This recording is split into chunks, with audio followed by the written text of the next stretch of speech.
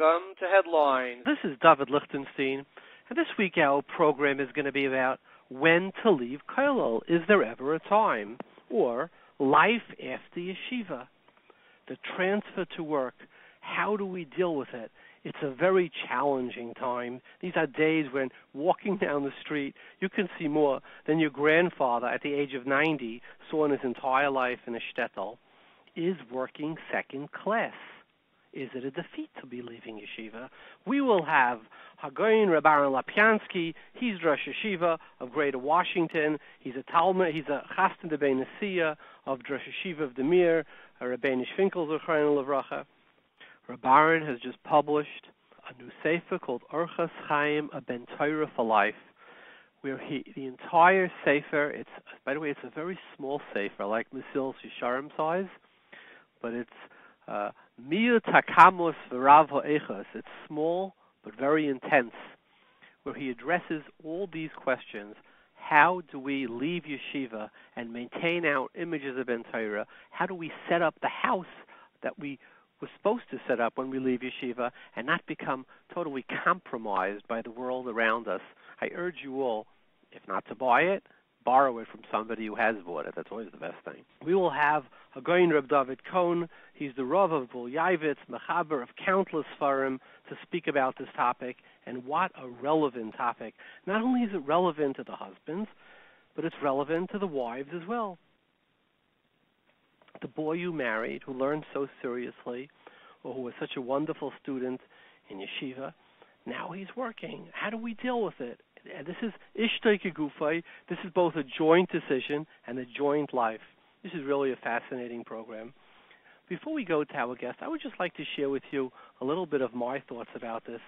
I get a lot of times people say, how do you spend so much time learning? Once we left Yeshiva, we thought we learned Daf Yomi, or we lost interest. And I could tell you, let me share with you a story. Moshe Reichman was Kiyadua, one of the greatest Balei Tzedakah who ever lived. He gave away billions, that's with a B. So he was once sitting with Rav Shach, the Yeshiva of Panovich, and he asked Rav Shach, he said, I gave so much money to Tzedakah. I have thousands and thousands of young Galite I supported.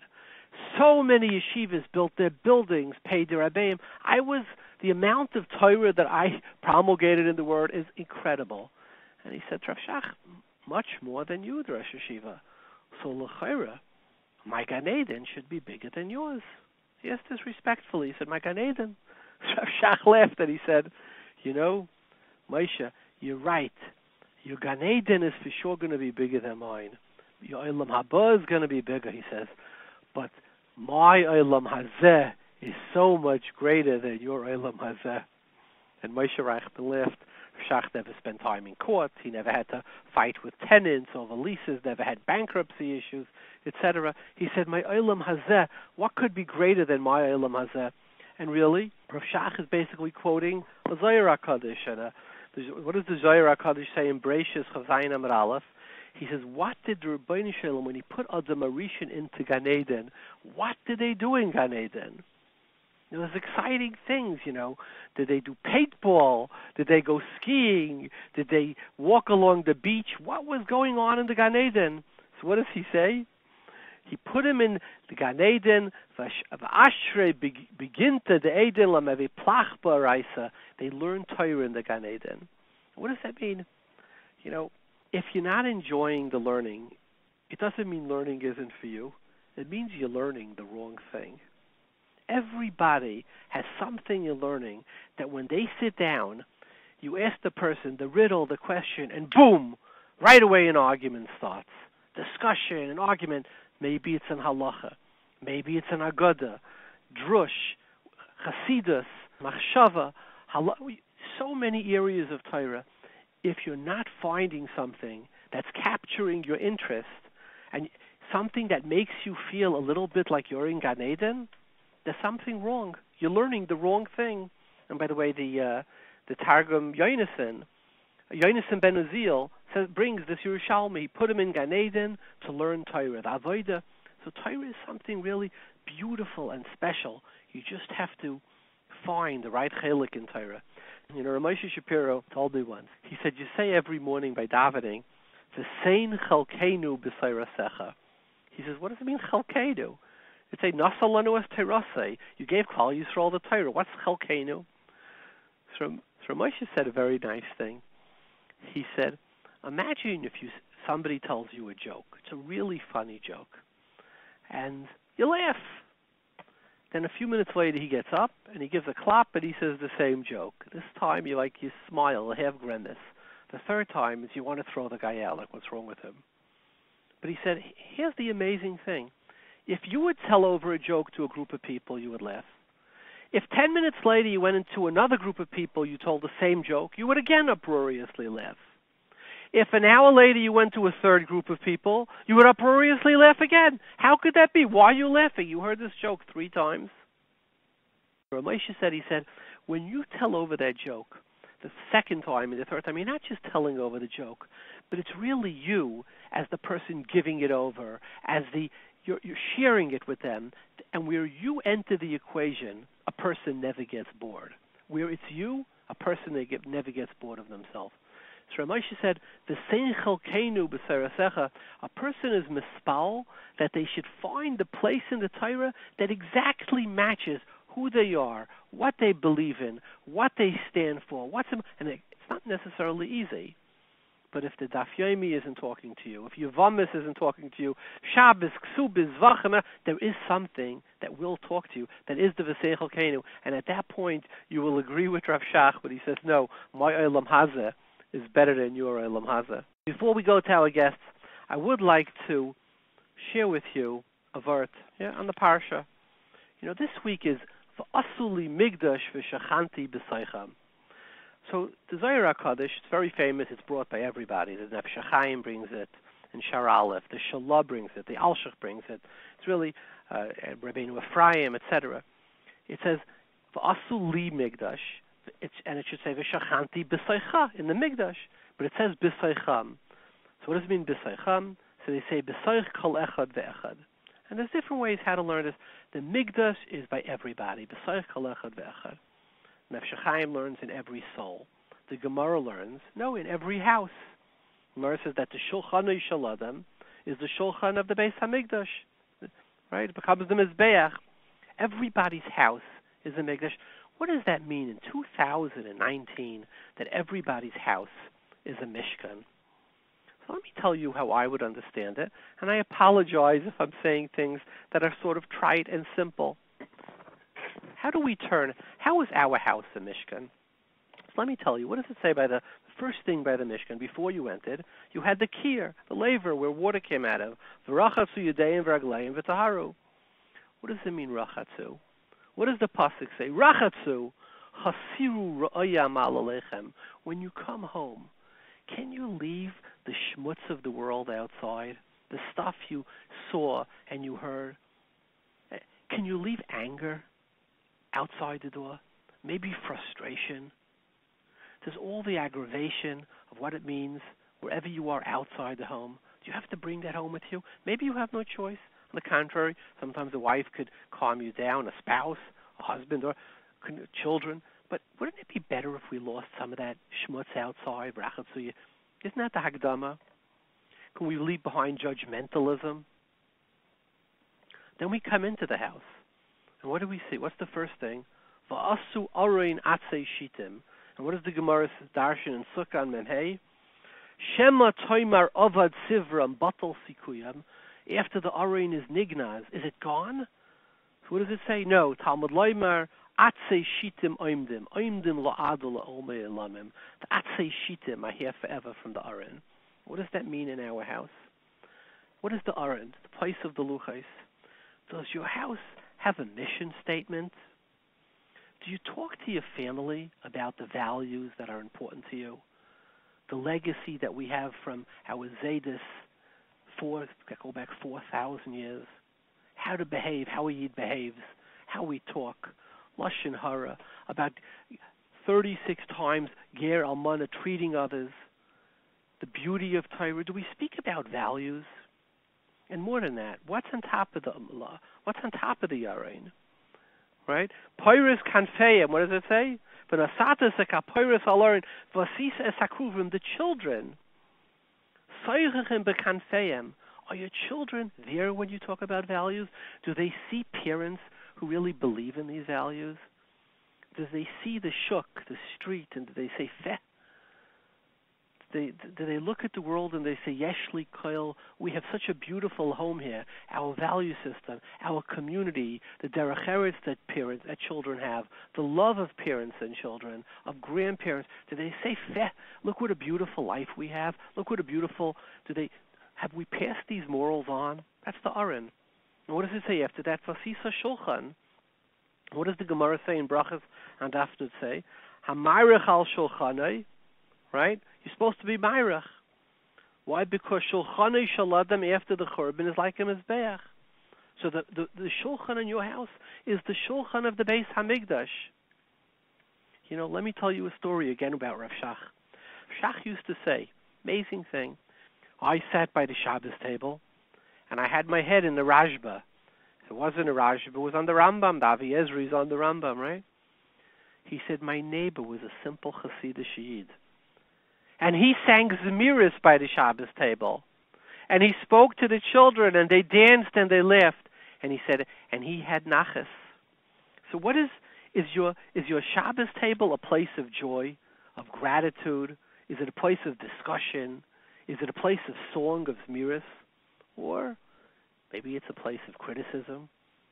Maybe it's a place of absenteeism. Parents who are absent, they're worried about this, or they're just speaking to each other or to guests. They're not involved with the kids. Is it a happy table? Are your children seeing, is your Shabbos table a place where we celebrate Yiddishkeit and we come away strong and fortified? Karoisav, kapoisav, right? Menaki Yosef, is the table set beautifully? Is it the Shabbos table something that when we come we say, wow, this is fantastic? Or is it maybe a little bit of a prison? Either we're ignored or we're criticized or it's just too long and we're dying. There's no freedom to come and go. If we're a kid, you're a young child to sit for 2 hours. What is our Shabbos table like? If we make our Shabbos table the joyous Shabbos table, right? It's the shulchan of the Mishkan. And what does it say afterwards? Vasisa menorah. What does the menorah represent? Shalom bayis. Does the menorah, do you use the menorah, do you light up with your house? Do you use it as a way to spread warmth, compliments? Do you light up those you love? Do you put aside judgmentalism and say, let me look at the beautiful Pintal Yid, the beauty in you. Let me look at you as a parent should as a child, with unrequited love. Just with the love. The whole world will attack your child. The whole world will attack your spouse. You ever go to a playground? You see how nasty it is? Look at the competition in the world. There's one place where we get love. You know what that is? At home. Are you suffusing your house? Are you bringing out the luster? Are you burnishing the beauty of those around you? Right? Or on the other hand, is it a place, again, of criticism? I see the dandruff on your collar, the spot on your shirt or under your nails. And what about the pareiches and the urias in the Mishkan? So what are those? They make mechitzas, havdalas, privacy. What does that mean? Can I allow you your space? Or do I have to control everything? Where are you? What are you? What did you do? Or can I say, let me let you. You have your space. Let me respect your privacy. Let me put up a pareiches. You have a right. Do you know that the Ramah in Siman Chav Zayin, I think, in Even Ezer, says that the minig is lekadesh b'tabas, hareat mekudeshes li b'tabazo. He brings it from a Zohar HaKadosh as repose to a coin. What's a tabas? It surrounds the finger with beauty, with gold or silver, but it allows the finger to go through, to exist. Do I surround you with love, or do I cloak you? Do I totally swallow you? Can I love you and not control you? That's what the pareiches is, the people around me. Can I let my children, my spouse, my guests have their own place? They maybe disagree with me, but you have your space, I have my space. You know what Rav Schwab said? I heard this from somebody who was there. Rav Schwab given a yekish yid. Told me this isn't one of the most chassidish werte you ever heard. He says, what did we say in Mishpatim? Make ave ve'imai mais yumas. Goinev ishu mecharei mais yumas. Mekalel aviv ve'imai mais yumas. Rav Schwab said it says Make aviv, Mekalel aviv. Versteh? Was inmitten? Why does it shine around mit Goinev ishu mecharei mais yumas? What is Goinev ish coming between Make aviv and Mekalel aviv? So Rav Schwab, right, the holy Rebbe Rav Schwab said, he said, you know what Goinev is? He says sometimes a parent can steal the soul of their child. Right? They could sell the mecharei. They could sell their child down the river. You know the shidduch? Yes, if you do that shidduch, boy, is that going to be good for the family. Or, that's yeshiva. You know how I'm going to be able to tell the people in shul? Or, if you wore that shirt, what? You know how it's embarrassing me? But Abba, but I like that. But what about me? Your job is a child is chattel of the parents, right? So what does Reb Schwab say? If you're going to vishu mecharei, if you steal the soil soul, it's not a chiddush that he's going to be a makeh of and a makal of it. And you know we spoke about the marshal that says by Dama ben Asina, he says that the reason why shafach kitan al panav, Taisa says. And Dama ben Asina didn't do anything because the mother was crazy. She was mishtagah, zak the marshal. But if the mother embarrasses a child, of course the child's allowed to scream back. What's the word? Children are not chattels. The same din not to be mavaza any yid is of course on your own child. There's a din a child supposed to be mechabed of a imay, but an abusive parent. So Schwab said, if you're going to this, what is the paraychis that I allow you your breathing room? If we can do all of these. So what does it say?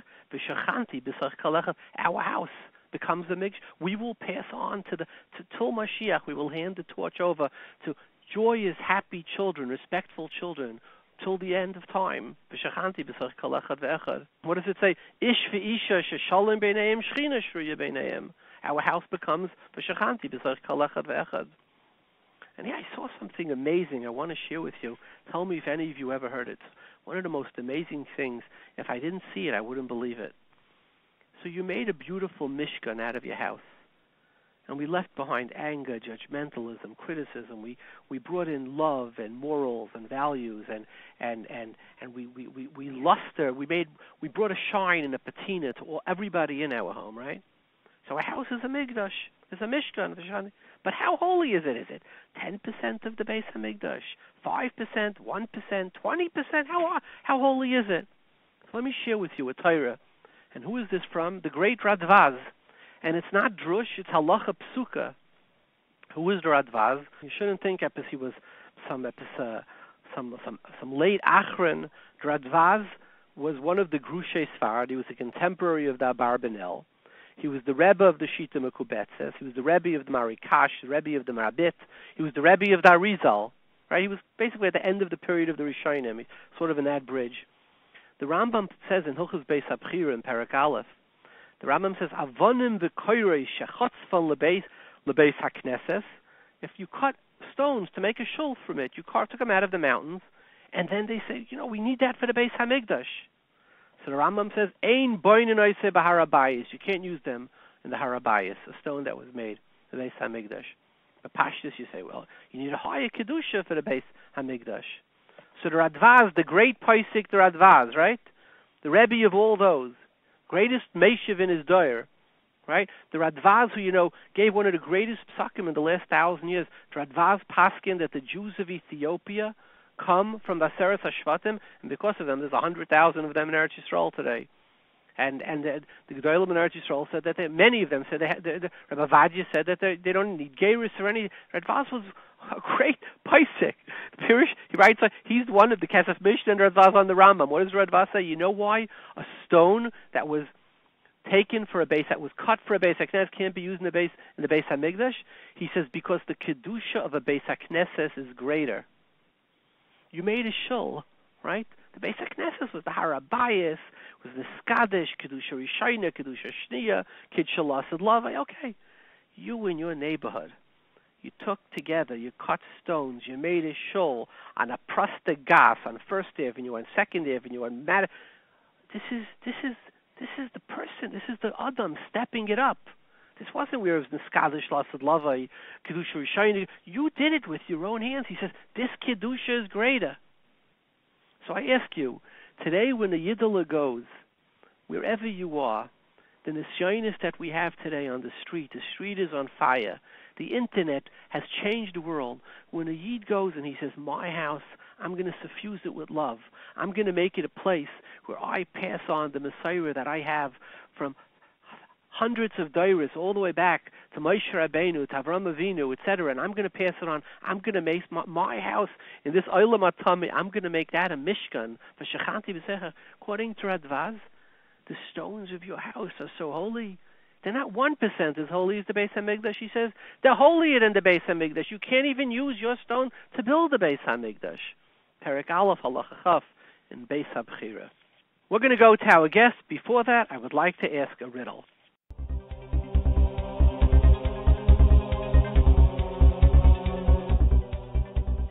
So this week, b'makam a riddle, I'm going to ask sort of like a real-life question. You know, at home, we very often have, a nice crowd of guests. A lot of times listeners call. Last week we had 4 Bachrim they come from all over. We have modern Orthodox. We have Fruma, Friar, the whole works. We get, it's a matziv, right? So we had a guest, and I say it because it's Parshas Mishpatim, so it's interesting. This is a girl. She went to one of the top, really handful of law schools in the country. Fabulous law school, very famous, very difficult to get into law school. The law school has a rule that if you do pro bono work, they forgive your student debt. So this girl came from a poor family, simple family. So she got a job as a public defender in a city down south. And she says, she's the only public defender in this little town, and she does, not so small. And she says she could do 5 cases a day, 10 cases a day. And a big case, they give her a little more time. Okay, so it's Wednesday afternoon. They tell her, we have a case. It's going to trial on Monday. It's a rape case. Now, usually in a regular lawyer, you would get a month to defend this. They gave her 2 days to defend, Thursday, Friday, and Monday. So she says, but, I work very long hours. I'm just out of school. So first year out of school, second year, I don't know. And so she puts in like all-nighters. So she starts sitting with this guy, 5 hours, 10 hours. It's like 12 o'clock at night. She's taking notes, and her story doesn't add up. She says, but this, that, it's stira. So he looks at her, and he says, I admit I raped the girl. So he says, what? She says, I'm a girl. How do you do that to another girl? She got so upset. So he says, I get these urges, these drives, and I'll tell you the truth. I raped 2 other girls, but they didn't come forward, and this girl came forward. It was like late at night. He was exhausted. The next morning, she runs to the judge. She says, I have to recuse myself. Your Honor, I can't defend this client. Judge, I have reasons, professional reasons. So the judge says, listen, this is not New York City, where there's 100 other public defenders. This is a town. If you don't defend him, nobody else is going to defend him. The jury, we have a jury sitting Monday morning. He's not going to trial without a lawyer. You're defending him. Thank you. That's it. And so she came back. She comes here, flies back up. She's here, Shabbos. She comes into me Friday night. She says, are you a rabbi? Whenever somebody asks you that, you're a kahaktetzaris. I said, not exactly. She says, well, let me ask you.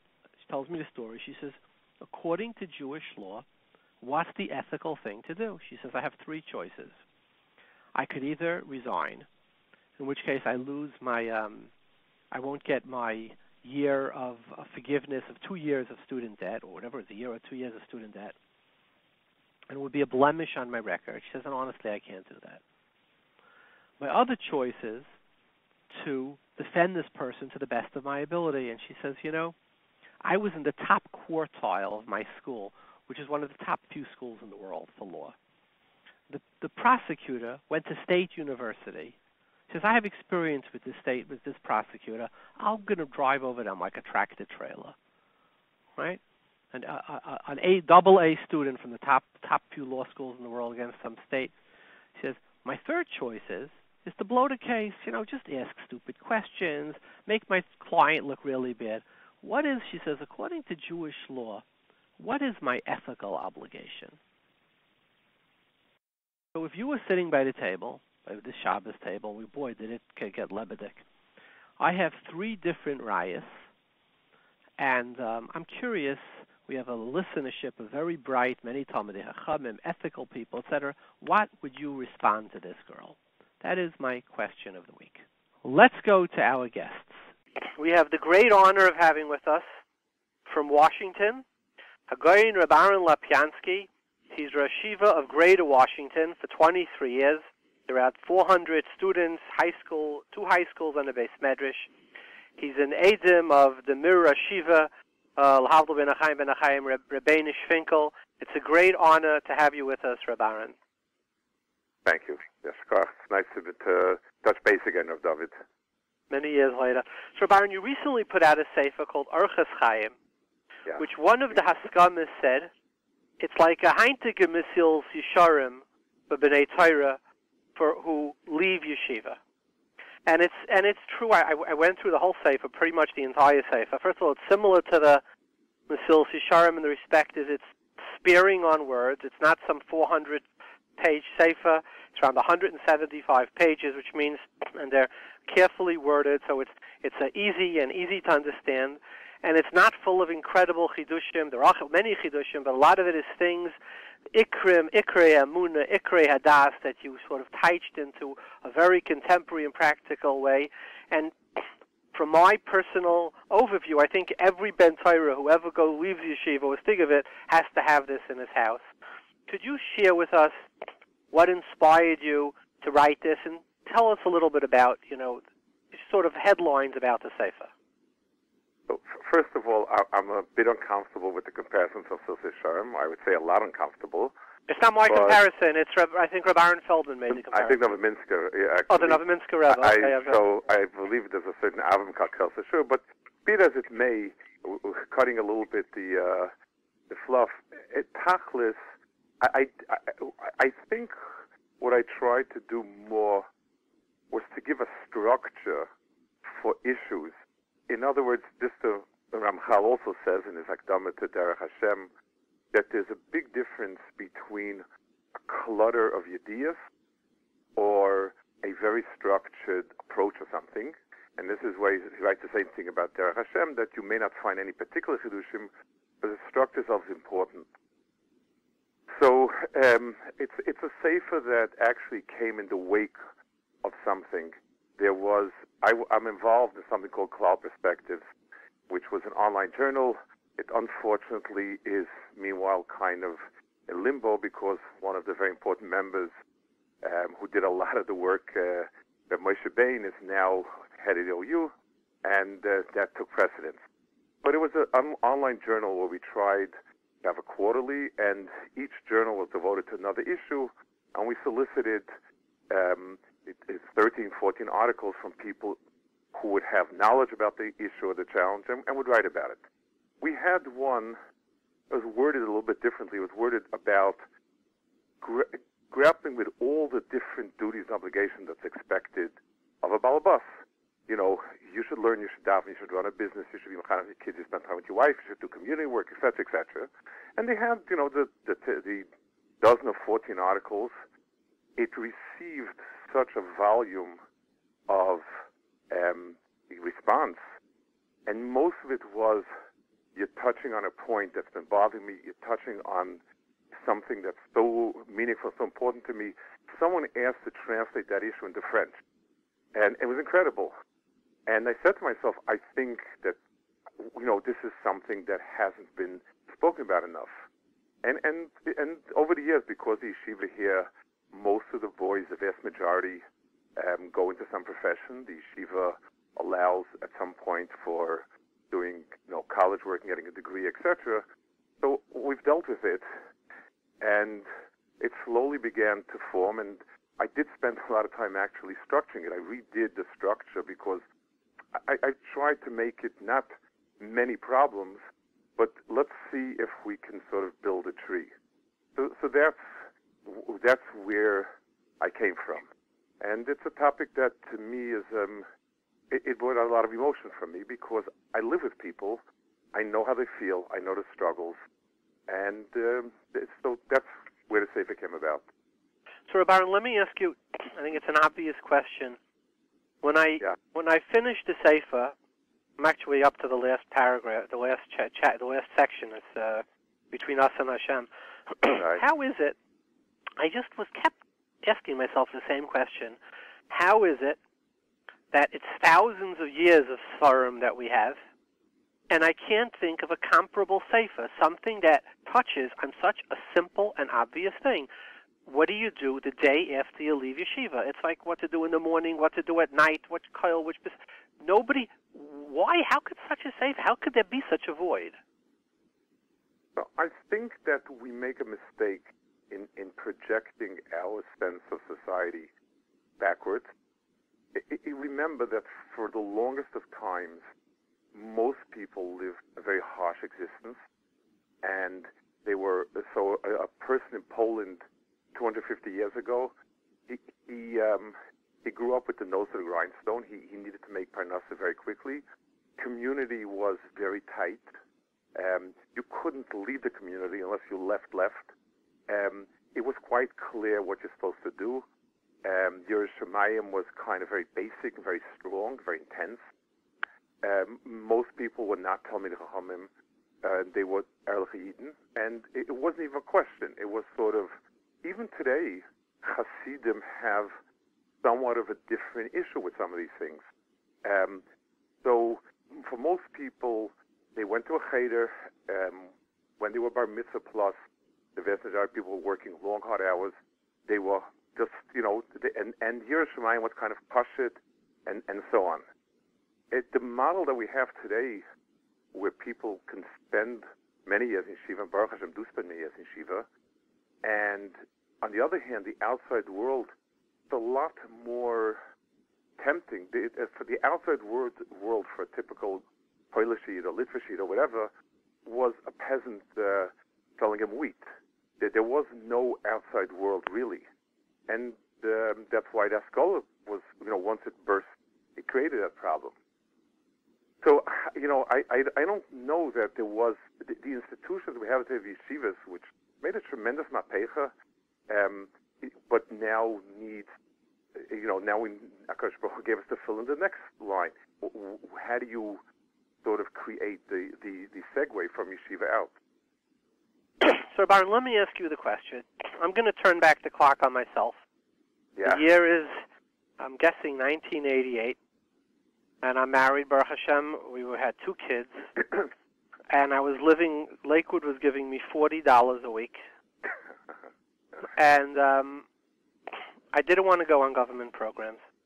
I just refused. I felt that I didn't want to do it. I felt that there was no Kvod Shemayim in it. And I came home one night, and I told my wife, she says, how are you going to pay next month's rent? I said, I don't know, and we thought about it. So I decided to get a job. Right. So for the first 6 months after I left yeshiva, I hid.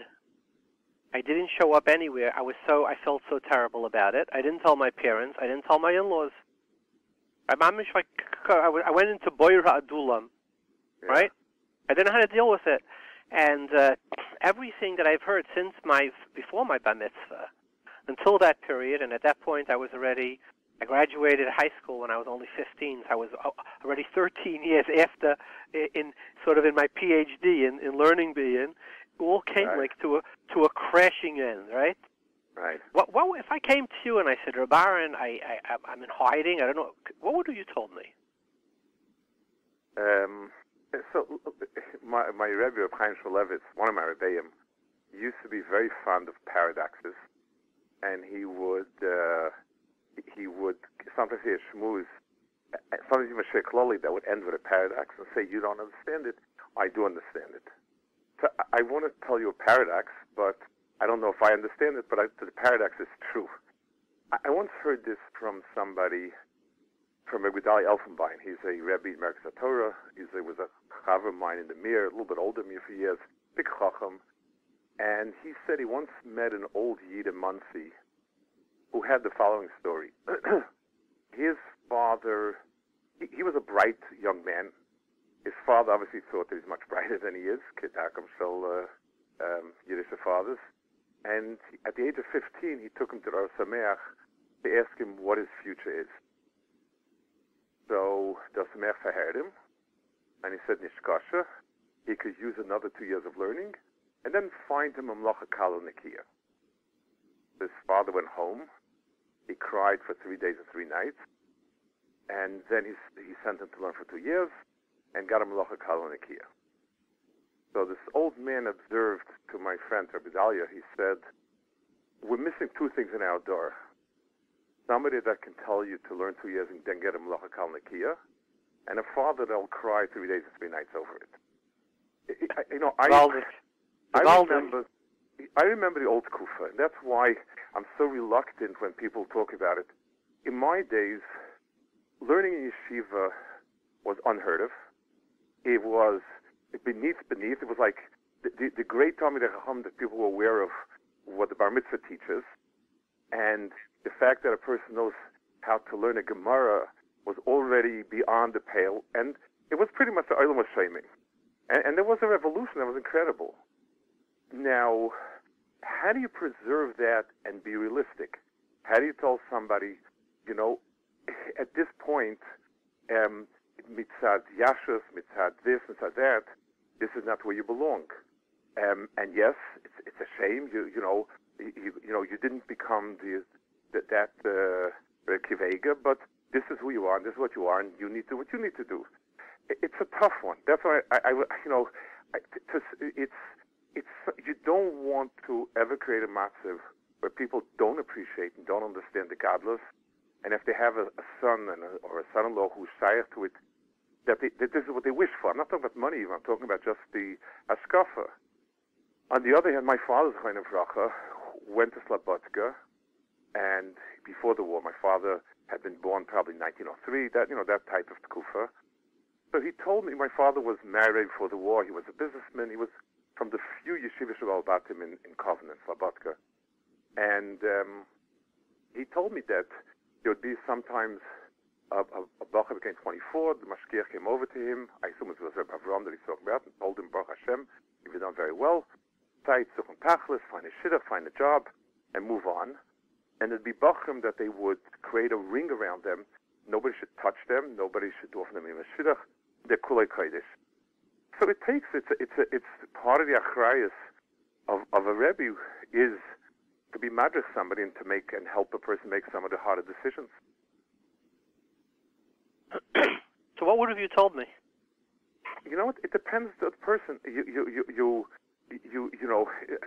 There are things where you sometimes have to tell a person the right thing, unless you have what it takes to be l'mayla derech hateva. Let's take a mushal, something out of learning. So Reb Noach Weinberg, who I taught Neshet Torah for a few years, did things that were incredible.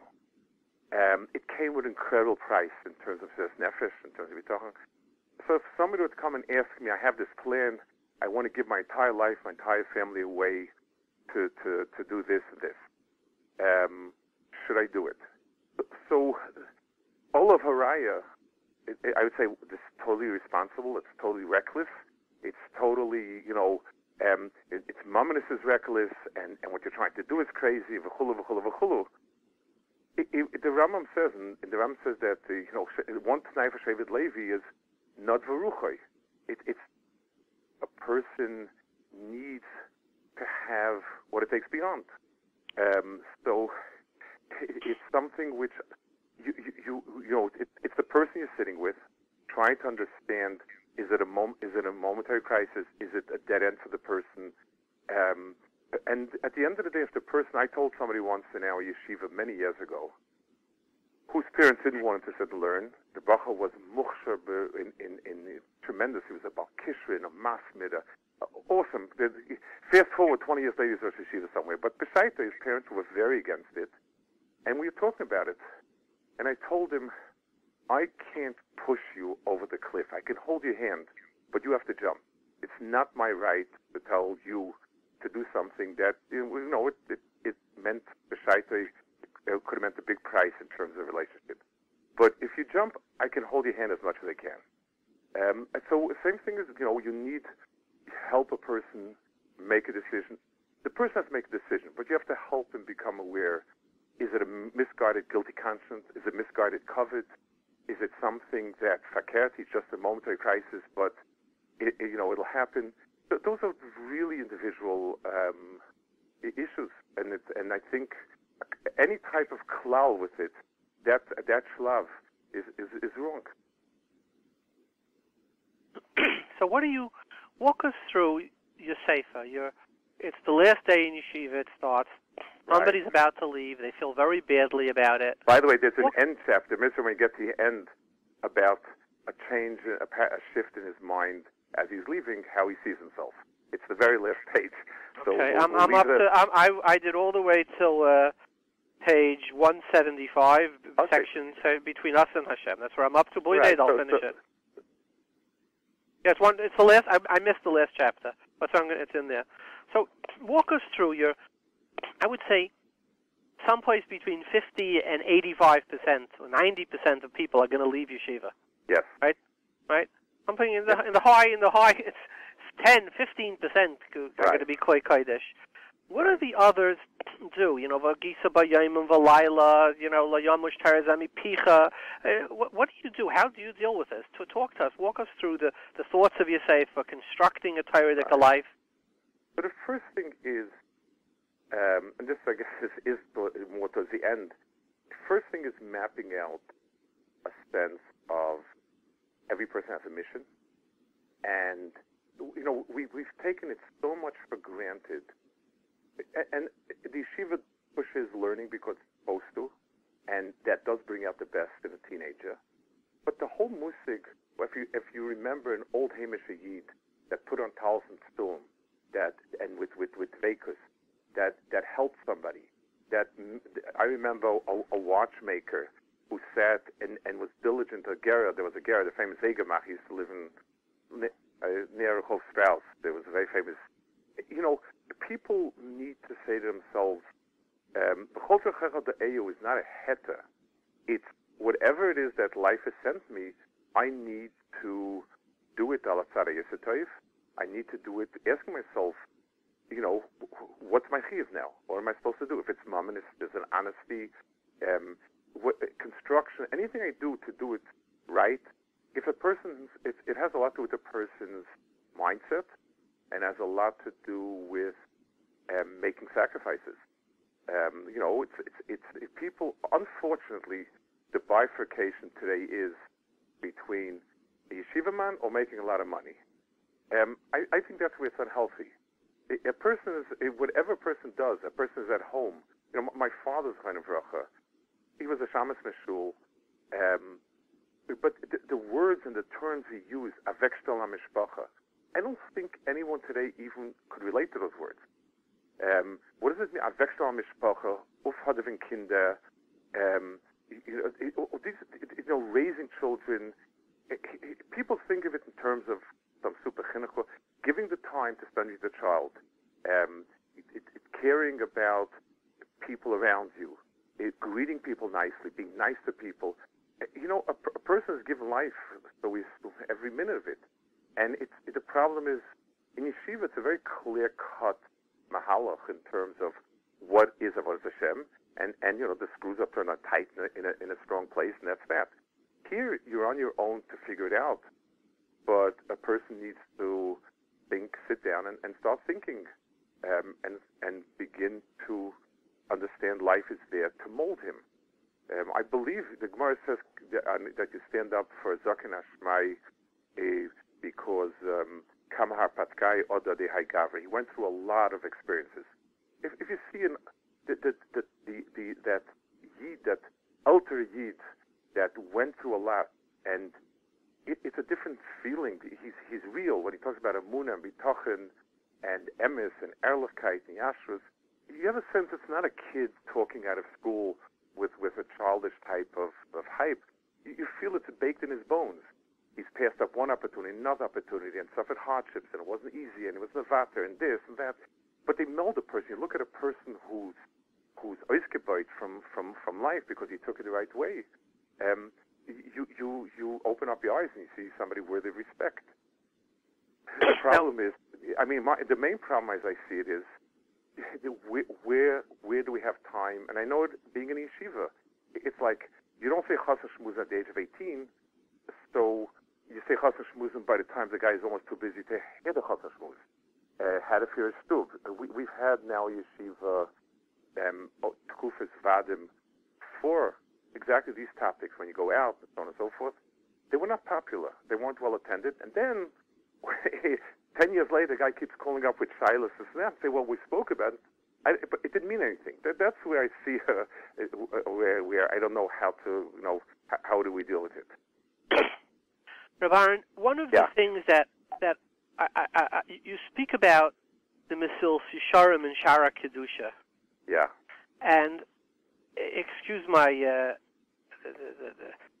it's in other words, I think the Hasidim got this a little more right than the Litvisha. In other words, the Litvisha was about the cult of Eisfax and Zion of Kivega, the Vilna Goyen, which happened twice in history, by the way. Or Tameach, which happened the third. And the concept of what you bring from the Mishnah Bura, that everybody could be a Chassid Gomer, and that the shoemaker is on as high as a level as the person as the Kohen Gadol, it's not a Litvisha concept. This Mesil Yisharim must have been stuck in there by some Hasidic Rebbe or something.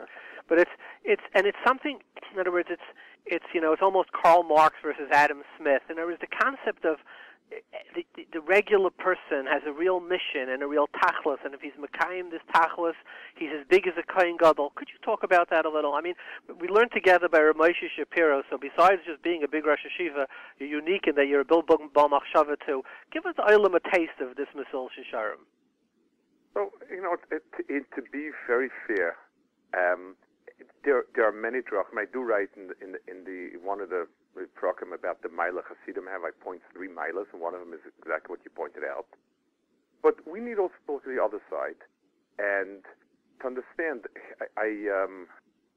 anyone who when you deal in life and people offer different products or whatever it is, you basically learn that very rarely something perfect. It's usually a trade-off.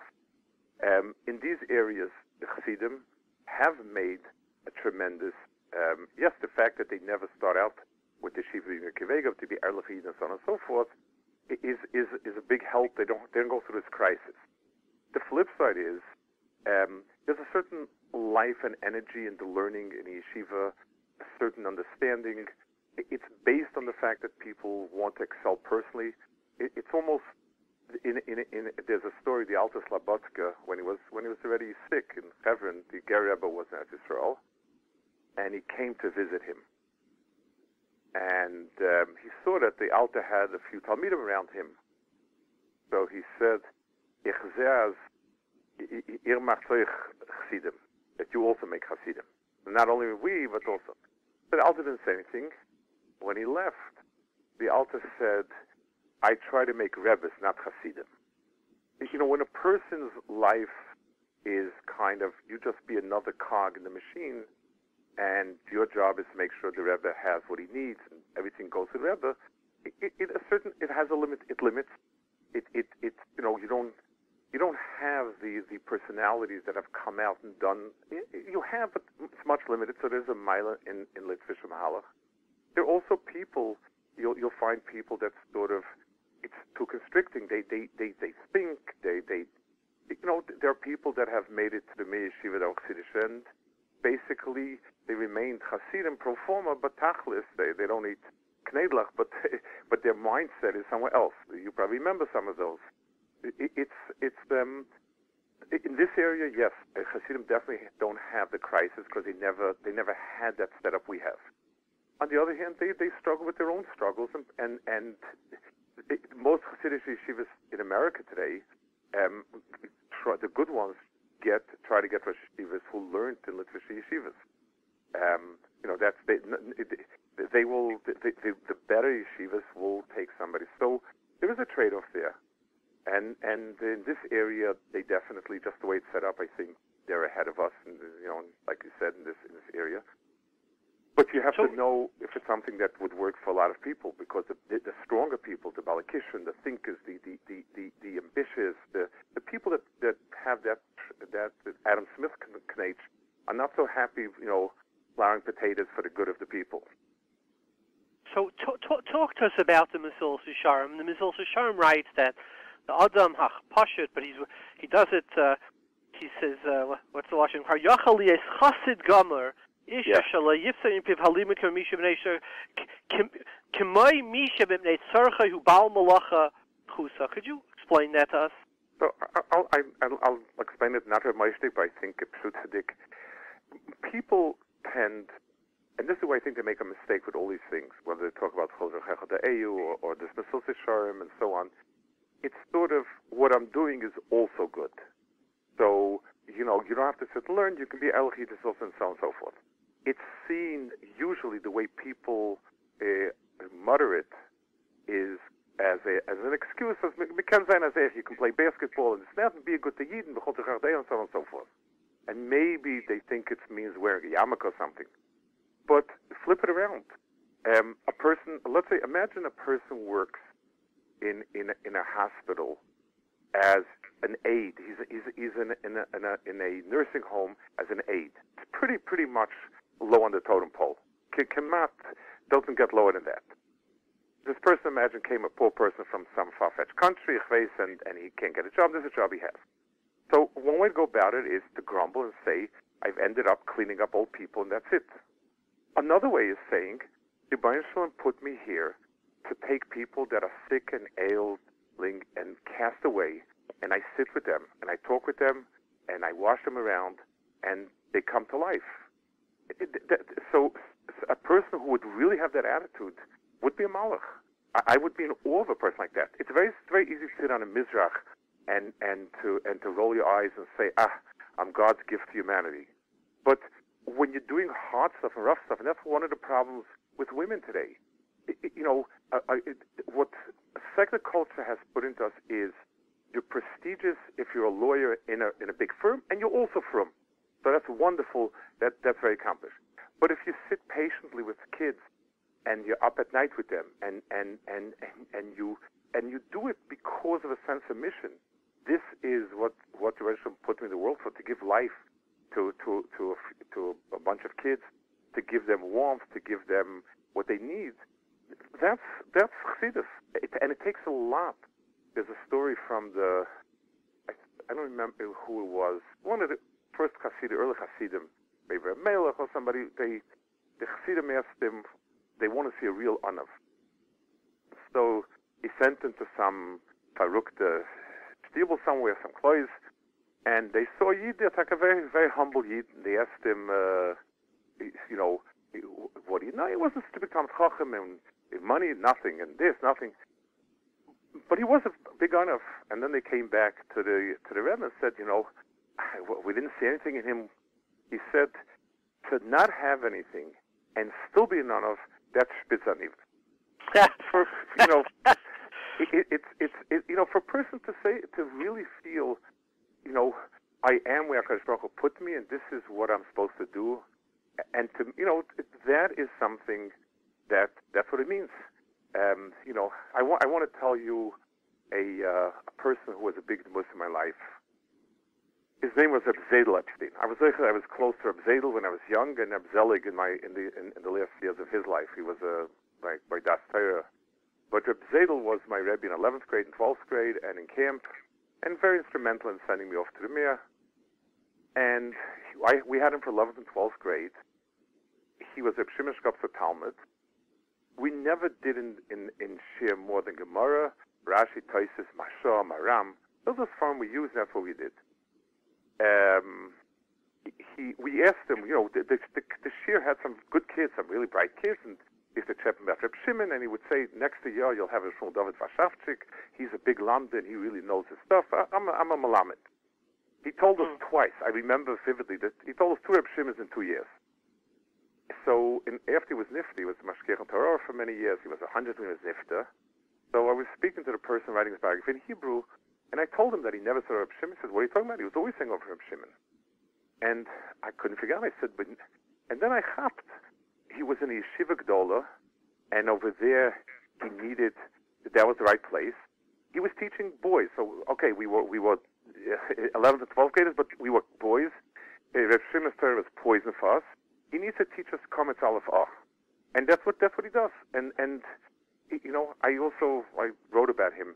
He helped me make a decision, should I go to Mir or Panovich?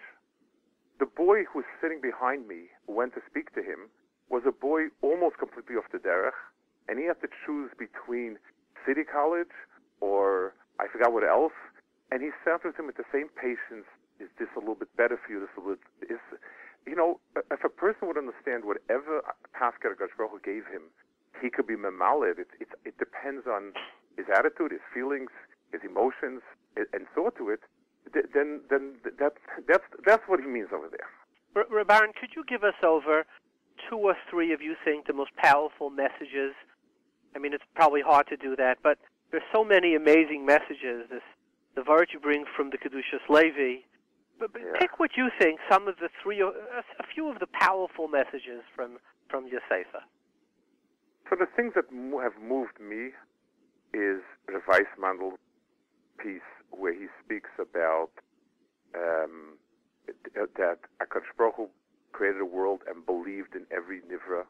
That he says Kela Muna Shehemen Ba'olam Abroi, and a person, if HaKadosh Baruch Hu believes in you, how could you not believe in yourself? The idea that every person is whenever we suffer a challenge, it's because HaKadosh Baruch Hu feels we're up to it. And to me, that was very, very powerful. The Aruch HaShulchan that I quote about being honest, not just that you don't cheat somebody, but a word is a word. Somewhere along the line, when I was growing up, again, I keep referring back because I see the conscience and where things came from.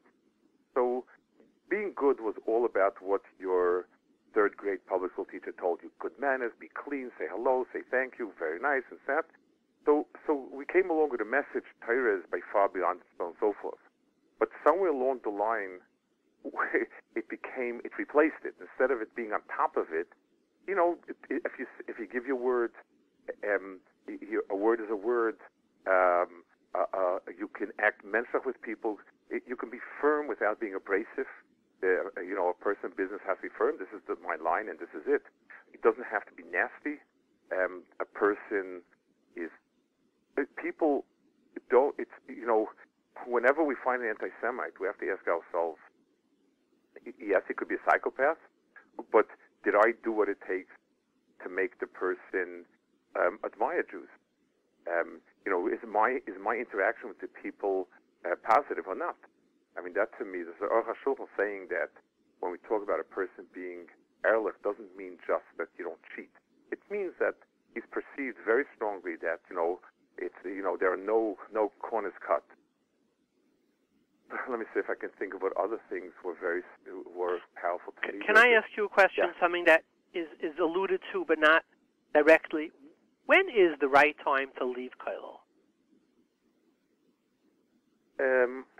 It's almost like the question: when is the right time to find a shidduch? When is a person begins to feel somewhere along the line that either he just doesn't have the oomph, or he's really, it's irresponsible to keep going this way. Those are things they're hagashis, and like a shidduch. When is the time to do a shidduch? It's a build-up. You begin to feel lonely. You begin to feel you need a wife. You begin to feel you've been a bacha too long. It's hard, but it has to be. But a person has to understand that there can come a time that, and inevitably will come. And a person needs. I think one of the things I point out in the Sefer is, for people who are having goals in learning is a very important part of it, and therefore being able to say, I want to finish these mesechtes. Each person can be Erkoi. I want to get this down, I want that down. At least it gives you certain landmarks to say what you're doing. I think that's a very important part of it. I'll tell you a word that Moshe said once. He said over in Balatanya, I believe, that it says in the Gemara in Tainis, "Vaykoisel chebrachat belidai, mad belidai." So I think Rabbi Yochanan says, "Achilus esechem loy madai." So the Baltanya asks, he asks, actually Moshe said over this time of the year, he said it over by, he said it's the Yemi Lulav, the person, I think it was around this time of the year, actually a long time ago he said it. He says, usually Chazal amplify a posek. The posek says 10 makis, Chazal say 50 makis, 250 makis. They usually, the derech of Trush is to amplify. And here, Belidai means infinite. Ad Sheyivlu Sisvei Seichem is a shear. I mean, the lips have a shear. So he said over that Beligvul is a klola for people. Because you can't live Beligvul. You can't be typhus. It's meaningless. If somebody will give me a credit card, an ATM card that will never run out, I'm not going to be terribly happy with it. I don't feel wealthy. Why? Because I can't count it. It's infinite. When I have a shear, means you reach a point that you say die, and then there's another phase, and another phase, and another phase. I think it'd be very helpful. So on the one hand, one of the things we've been taught in Yeshiva, rightfully so, is that Torah is not a course, and you don't finish a semester, and you don't graduate, and it's endless and infinite. It's true that that's Mitzvah Torah. Mitzvah the person, there needs to be some sense of accomplishment. My Shver Zechon used to push to learn very quickly, to learn a lot more. And my Shver was not, he didn't express the whys very well, but he once told me something. He said, imagine your man is Torah. He has a child, and he's 3 days out of Yeshiva. But if he comes back and he can't figure out what he missed in those 3 days, then he says to himself, another 3 days is not terrible. I'll take another 3 days. Having goals, clear goals, what studies you're learning up, writing down, the Chazish wrote, so this. I think that would be helpful, and at least a person would feel that it didn't just run out, but if a person was able to, he wants to learn Shabbos, he wants to learn Erevin, he wants to learn this, or boy from Kollel, many people know going in that they're not staying for more than a tkufa. I think it's helpful, and I do refer to that afterwards, about sort of trying to give metrics to what you're going to learn. So true, we need to start with the Hanacha Torah is B'Gvul. It's not semesters, it's not grades, not this. But Tachlis, it's much more helpful if you have clear bullets. The Rambam worked for most of his life, from I think the age 36 and on, or 35 and on, right? I don't think that's true, actually. Okay. I mean, the Rambam, it's one of the mistakes. The Ramban actually worked, and the Rambam didn't. The Rambam was a doctor. His brother died when he was in his mid-30s. That's from I remember the history. And after it that, had to be later, because those were the years that he wrote. The Mishnah Torah was written with his brothers, on his brother's dime, so to speak. And then his brother died, and he was very tzibrochen from it. And then he went to work at some point as a doctor after that. That's correct, yes. He weren't right. So the Rambam worked. He writes a famous letter which I have hanging in my study when he writes about his Seder Hayom. Have you ever seen it? Right. Yeah, incredible. Sure. And he writes. Yeah. Yeah. I'm sorry. Continue. No, you continue. I'm sorry. I interrupted you. So the Rambam worked. Rabbeinu Tam was a Vinter. Rashi was a Vinter. Rabbi Yochanan HaSandl. I mean, the Rambam writes in the Pirush HaMishnayos. He goes through all the Tanoim and Amoraim who worked, right? To me, that is a model, and I'm curious. I didn't necessarily feel that in the Seif as an idea. In other words, there was once a different mahalach before. I mean, even in the Marcheshes was a balabas. Yeah. Right. It's a relatively new phenomenon. That the concept of it is, okay, it's Kollel, and I think in the whole Litta there were maybe 30 guys or 40 guys, a handful in the two Kollelim. There was one in Radin and one in Ponevezh, right? In the two. But there was a concept of you could work, you could steig in learning, even if you're working, even if the hours are much less, but you could develop a maturity of life, the maturity of thinking. Even when you're at work, when you come back to the Gemara, you're looking at it as an adult with different eyes. And why isn't that a model that we embrace more? I mean, we talk about Shevet Levi. I think we would make the argument that the Rambam was Shevet Levi. I mean, the Mishnah Torah became the predecessor to the Torah, which became the predecessor to the Shulchan Aruch. And that model of the model of the Marcheshes, it seems to be in our generation as another alternative to saying, accept your lot and understand that you could be one of the army and the Mishnah Berurah. Do you embrace this idea or not? I think it's one of the ideas that I think there's a big distortion projecting it, and I'll tell you why. I had a neighbor next door in Azabira. His name was Hersla Yalon, a very fine Yid. He was a Hungarian Yid. I think he even had smicha from Satmar. He grew up Satmar. His father was a big Rav. His grandfather was a big Rabbi in Hungary. He became Mizrahi he told me he was ready before the war. Yes, the Rebbe didn't know about it. During the war, he came to Israel. He was a commander in South Yerushalayim of a thing, and he was an assistant mayor in Beersheba. A very big chacham, geschmacka person. He was my next door neighbor, and I enjoyed his company a lot, with schmooze. And he once told me, it never was a mol. It was, Torah was a derech eretz and this and that, and why don't the yeshivas have this? And so I told, and he gave me something. The Rambam was a doctor and this and that. I said, you're the one that's responsible. I said, you have a university by Ilan. You have schools. If you would produce major Talmidei Chachamim, they would close down all the yeshivas. If the model that they would produce, when I grew up in America, Yeshiva University was the biggest institution. Lakewood was a fly on the wall, numerically and so on.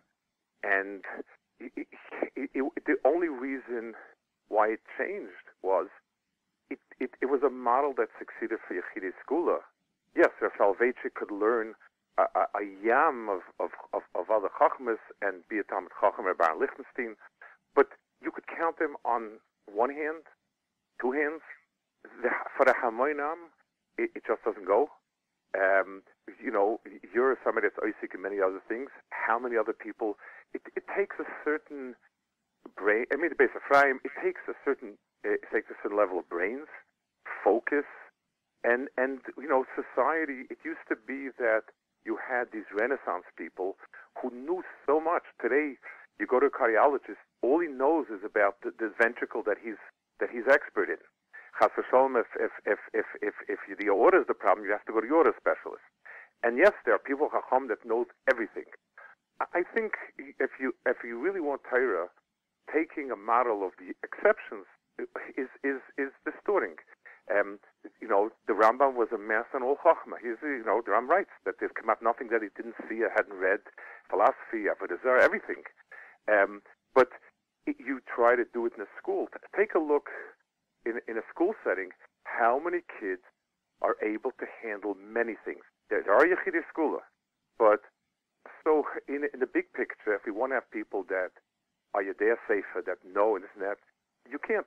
I remember the world before yeshivas, and that's why it's so precious, because that world was a very fragile world. The Rabbanim that America produced until the revolution were not major Mecham. And again, yes, Baron Lichtenstein was Chad Bedara, and there are maybe 3-4 others like him. Most others were not. Somebody wrote a book about the golden era of Rav Silva, and the basic thesis was it was a wonderful world when Rabbanim ran America and Rosh Yeshivas killed it. Let me tell you, I have a good memory for these things.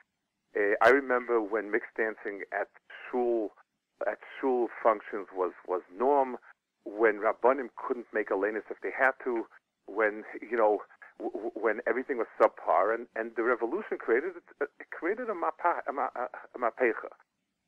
The question is, where's the next step?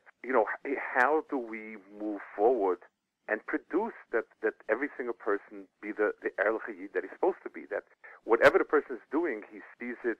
He approaches his accounting with the Cherdes HaKodesh that a Yid approaches his teaching, or whatever it is that he's doing. That's a challenge. That's the the sounds of our door and the next door, Mr. Shem. And that's the purpose of the Sefer.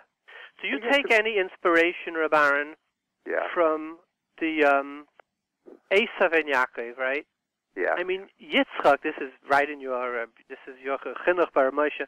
Yitzchak loved Esav. He was the Ish Sadeh. I guess he thought he could teach Esav Torah, right? And Yaakov wanted always to become that Ish Sadeh. But Yava Yaakov Minas Sadeh. He steals the brachas. His only claim to Gashmias is while wearing Big Day Esav. Right. Do you see in that any metaphor for the Yid in America today, post-Yeshiva, who, after he leaves Yeshiva, has to be Leivish, Big Day Esav, go out into the workplace, learn some type of a practice, either a profession or be an entrepreneur, but deal with Esav, with Big Day Esav, and on the other hand, Habi Yadayim Yadei HaKol Kol Yaakov Yadayim Yadei Esav, some type of the Yaakov who steals the brachas, right? Do you see in him? Do you see in that any the most of the American post yeshiva? I think your zuspel to Yaakov Esav is a very good zuspel, and in the sense that Yaakov needed to be able to use Esav's Yadayim and many things like that, and not be tainted by it. There were people like Rav Newberger, who was a neighbor of ours in Baltimore, and he was a person who was a consummate man of the world, understood the wheelings and dealings, political wheelings and dealings, interaction with business people. He was a consummate professional in the broad, in interacting with society, and yet his apartment, when people came to Nachum, his apartment was Yeshiva Lane. His own life was simple and simple, and he made a conscious effort to be vatl himself that Rosh Yeshiva is Rosh Yeshiva and this and that. That's a very inspiring person. The problem when people say you can also do this or that, it's also is a bad word. It's a whole Torah how to do it, and do it Yaakovdik. That nothing sticks to you. That as soon as you take off the coat, there's a famous story, I think it was the Alten Vardik, I don't remember, one about Musa, that when she heard, he used to work as a miller, and when he overheard his wife say, I can't get the flour out of the shirts, that's when he quit. A certain, the ability to be able to say, this is what I do and this is who I am. That's a very, very tough challenge, and I think it's a challenge of our door. Our world is interacting with the world outside tremendously, and we need to do it with the language they use, with some of the mahalchim, the marays, everything, and yet it needs not to become us. That's a challenge. Now, what I found very interesting, Reb Aaron, in your sefer, vis-a-vis many others, is, for example, and I won't name the Sfarim, they'll write something like, Yaakov said, there's a vart, a famous vart, it says, Taryag mitzvah shamarti, im lovan garti, right? So they say over how, he says, Vayihili shor v'chamoyer. As lovan et ausgeguckt zu mir, wie shor v'chamoyer, memela hab ich geken sein Taryag mitzvah shamarti. In other words, it's about going into the workplace, dealing with people with respect, not seeing the people in the workplace as shor v'chamoyer, and yet still maintaining your Kedushas Yisrael, your Mile of a Ben Torah. That's a very different spin than the Vayihili Shor V'chamoyer, no? Yes, I mean, there's a parak about it, us in the world. Well, this is a point where Volber writes, Barichus, we as Mechanchim take shortcuts, and instead of teaching our kids the Mile of Yisrael, we sort of take a very childish, the Goyim, they'll Reitzchim, they'll Neufin, there's nothing there, no Chachma, they're all stupid. I remember when I came here, so for many years I commuted back and forth. My kids didn't, it was very hard to move all my kids at different ages. So my kids would come occasionally to visit, and I had a 10-year-old boy at the time and an 8-year-old boy. They came for a visit, and they're wanting the halls of this high school, and they asked one of the boys if all the English teachers are frum. So the boy said, no, they're not even Jewish. And my boy turned white, and he said, do they whip the kids terribly or not? Like his only picture of a guy was the Boris in his coloring book. You know, they had that Yisrael, they have these picture books. So Boris, or even, is always like red-cheeked with a big club, clubbing people. So that was his vision of it. It doesn't do anyone good when you exaggerate, say, there's no chachmas or this or that. Because what happens is, you Google, and all of a sudden there's a lot of chachma. You meet people, and they're very nice, and they could be very nice. Right. And the only thousands and thousands of goyim showed up when they did the memorial in Pittsburgh. Yes, and people are nice and civil, and what happens is, if they say, if this wasn't true, what else isn't true? Correct. That's one of the problems. The shortcuts we take, it comes back to haunt us. And today, we're on the internet, that everything is available on the internet. The main challenge is that we need to be truthful and honest. And if you build your vision that everything is bad except for us, it's not going to take long for someone to figure it out. But if you do the truth, and the emes is, there's Chachma Begoyim, there was Antoninus, there was all sorts of people that Chazal point out to, that they were machshiv, and yet the Chachmas Yisrael starts where that ends. According to the Even Ezra, Shifra and Pua, who were Matzel Klal Yisrael, were Goyish women. Yeah. To say nothing of Basya. Yes, okay. So, but still, it's a very, and I think it'll raise us up. Instead of saying we're automatically better, somebody asked the Lubavitcher Rebbe, who's better, a good guy or a bad yid? So the Rebbe answered, it depends whether you're talking about koyach or befeil. In other words, what we believe about Yisrael is that the neshama we have transcends anything possible using just earthly koyches. And a yid has in him to go l'shamayim. But a yid also can become a Yerav Menavat. A yid can become Chas Shalom. There's no guarantees. We have potential, and we have. And it's also when you compare the Chachmas, you want to compare. The Chachmas Yisrael is talking about worlds beyond our physical world, and that's why it's so magnificent, so beyond. But when whenever you try to sort of just knock what's around you, doctors don't know anything. Why does that have to be the mantra? Why isn't it that doctors know a person's body, but the neshama is blisof? That's what we deal with. I think if we would have the right picture, it would be helpful for us. You're saying that the shortcuts that we use are helpful as long as you're in a very insulated and small environment. Correct. But once you get out of it, we recognize that they're not true very often, and that creates problems because we haven't learned to deal with the reality. Correct. It's a ktsara she'arucha.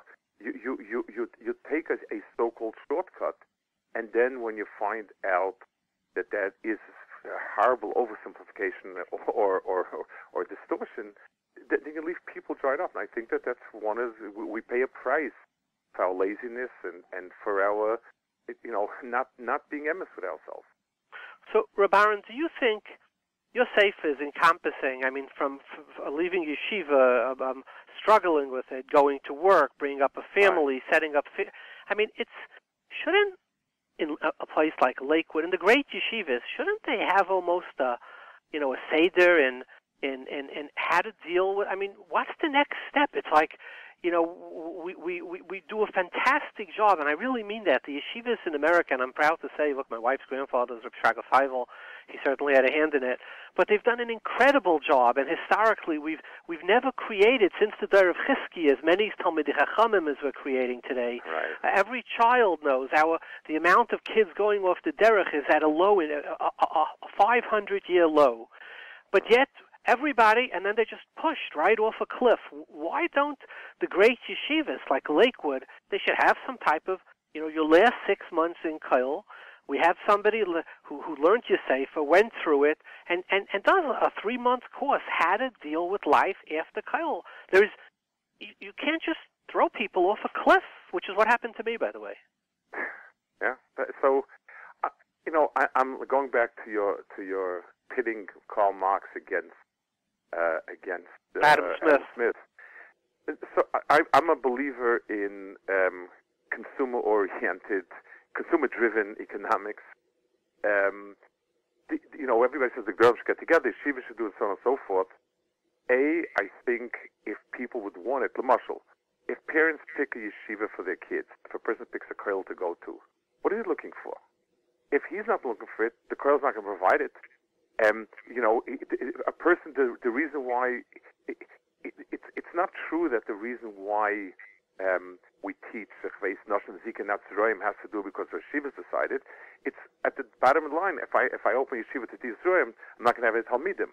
If I open up a kollel to teach the beginning of Kedushin, I'm not going to have a kollel. So if people would demand it and want it and feel it's important for their son, if the questions they would ask when sending their son to Yeshiva is, will he have a Rebbe? Will he have somebody that he can that he can talk over life with? Can give him a picture of life? Is he the person?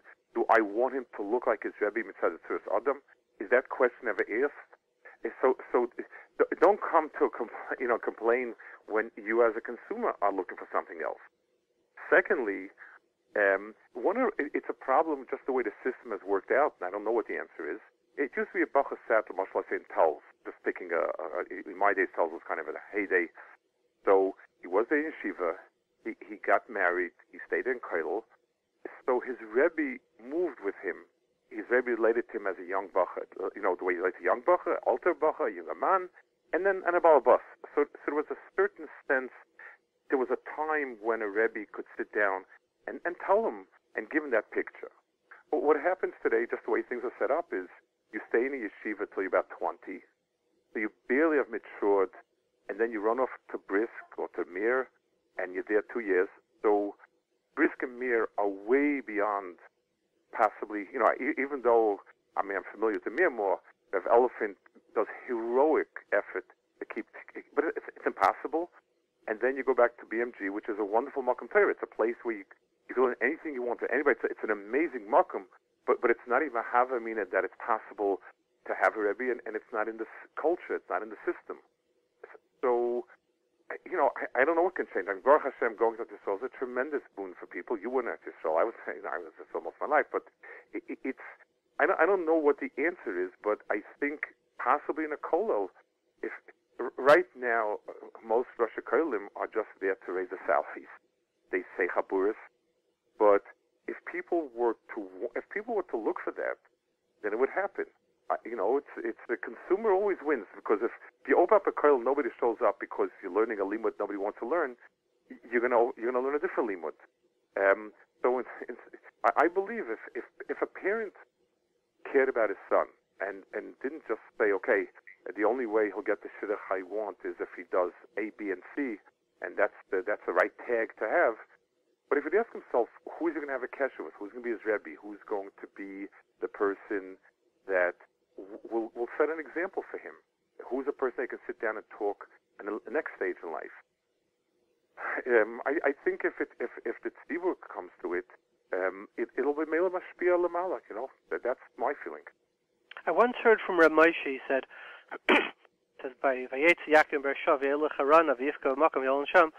Rashi says that night he slept, but 14 nights prior he didn't sleep 14 years because he learned by Shem Ve'ever. Right. So Reb Moshe asked, why did he learn by Shem Ve'ever? Like he had just finished. Avram Avinu had a huge yeshiva, the Rambam writes in the beginning of Avodah Zarah. Right. Well, the Talmidim, his father Yitzchak, was it dem ausgefällt? Why did he go to Shem Ve'ever?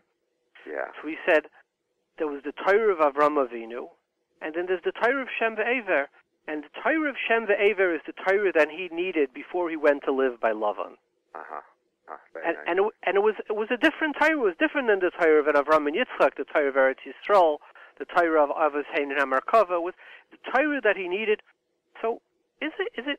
I mean, aren't we missing a little bit today the Torah Shem V'Aver? Like, is your safer in a certain extent the Torah of Shem V'Aver before you're going to go in Lavan Garti?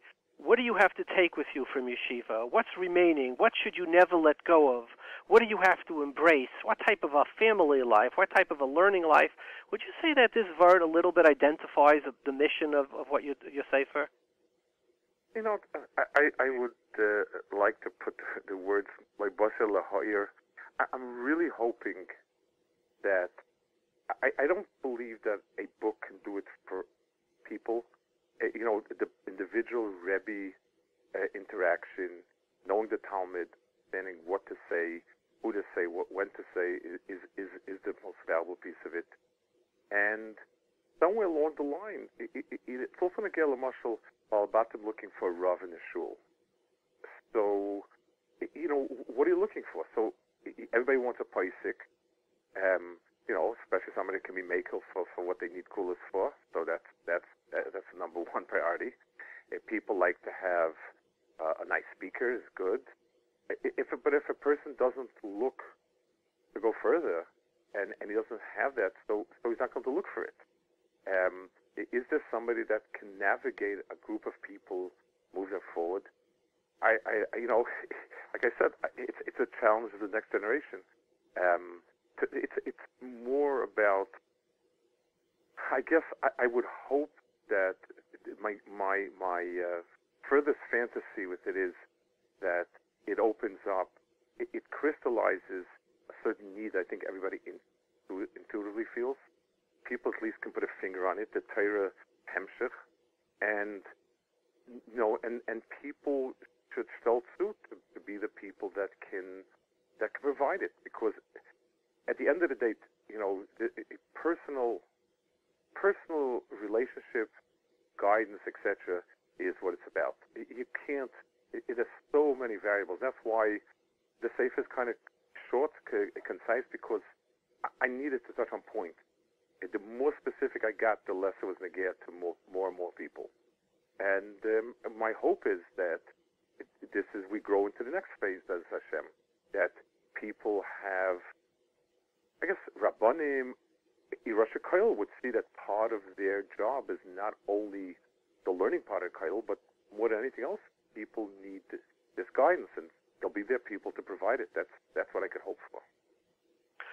Reb Aaron Agresi Ashikoyach, that was okay. A Goyen, Reb Aaron Lopiansky, who just wrote a sefer. It's called Orches Chaim, which the Novominsker Rebbe in the Hagdama writes, Asher hu ke'ein sefer mesilus yesharim, hekef machshaftei b'chol habayes hakruchos, b'matzav hachayim asher lefaneinu. He calls it a sefer mesilus yesharim for the modern generation. It's a great honor to have you on with us.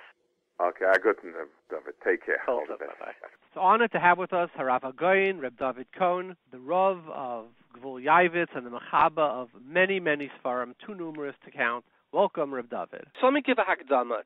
I don't think that any time the Rav is a historian, we've had as many people going to Yeshiva and therefore leaving Yeshiva. So even though there's a reasonable percentage that stay Klei Kodesh, I don't know what that is, but certainly a Ruba de Ruba, certainly well over 50%, ultimately leave Yeshiva, which means we have now tens of thousands, maybe hundreds of thousands of people who leave Yeshiva. And our chinuch is mostly about what to do in Yeshiva. It's about learning. It's about steiging. About Musa say they're coming to davening. There's not much of a chinuch for after Yeshiva. So I have a few questions. First question is it a failure if we left Yeshiva? I very much would like to comment on this ba'arichus, because I feel that if I won't be ba'arichus, there will be deficiencies in understanding where I am coming from. So permit me to sound off. This is something that I've thought about since my adolescence, because I can't see anyone except for someone who grew up in a very, very wealthy home that didn't ask the question, that's natural for a person, especially when you hit adolescence, and you know that there are people who go to work daily. There are people that once you're in yeshiva that stay in Kollel, and this is a question that should bother each and every individual, unless he grows up in an environment where if you're not kulei Torah, you don't mean anything. And raising a child with that attitude is very, very dangerous, and it has a tremendous fallout, but that we can maybe discuss later. I feel like this, that I'll be Torah.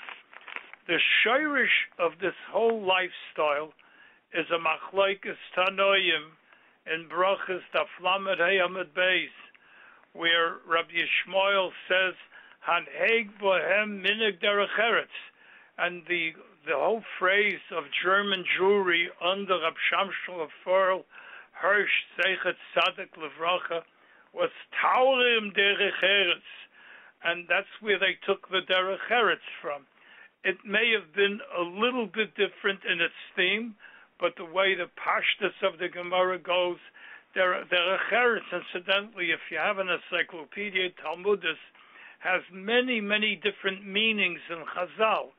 But the pashtus of this Gemara in Brachas Lamed Hey is that Rabbi Yishmael says a person has to be chaylish b'shas chrisha. In an agricultural society, we're using these mishalim, and a person has to do work in order to support oneself. That's natural, and therefore you have to learn Torah and derech eretz. And Rabbi Yishmael himself, b'pashtus, considered himself as a Torah and derech eretz person. Rab Shimon ben Yochai couldn't accept this. If a person would be chayrish b'shas chrisha and zoreya b'shas riyah, to do everything, and zora b'shas, when he was zora v'ruach mesayase, all these things, kotzer b'shas ktsira, and do all these things, Torah matei oleh, it can't be. Elo bizman sha'osin ritzono shel makom, when Yidden were in that madrega of osin ritzono shel makom, melach nasas hayadei acherim, and he brings a posek. So Mamela, of course, you have to be teras yom nasai and have total bitachon that Hashem will give you parnasa. And when then you got to do v'asafta de gonecha. You're going to have to do it yourself. This is the way it says in the Gemara. Now, there's even a classic stira, I would say, a conflict in the Rambam. The Rambam himself in Hilchos Talmud Torah writes that a person's attitude should not be that I'm going to learn and I want others to support me. The Rambam is very strongly against this.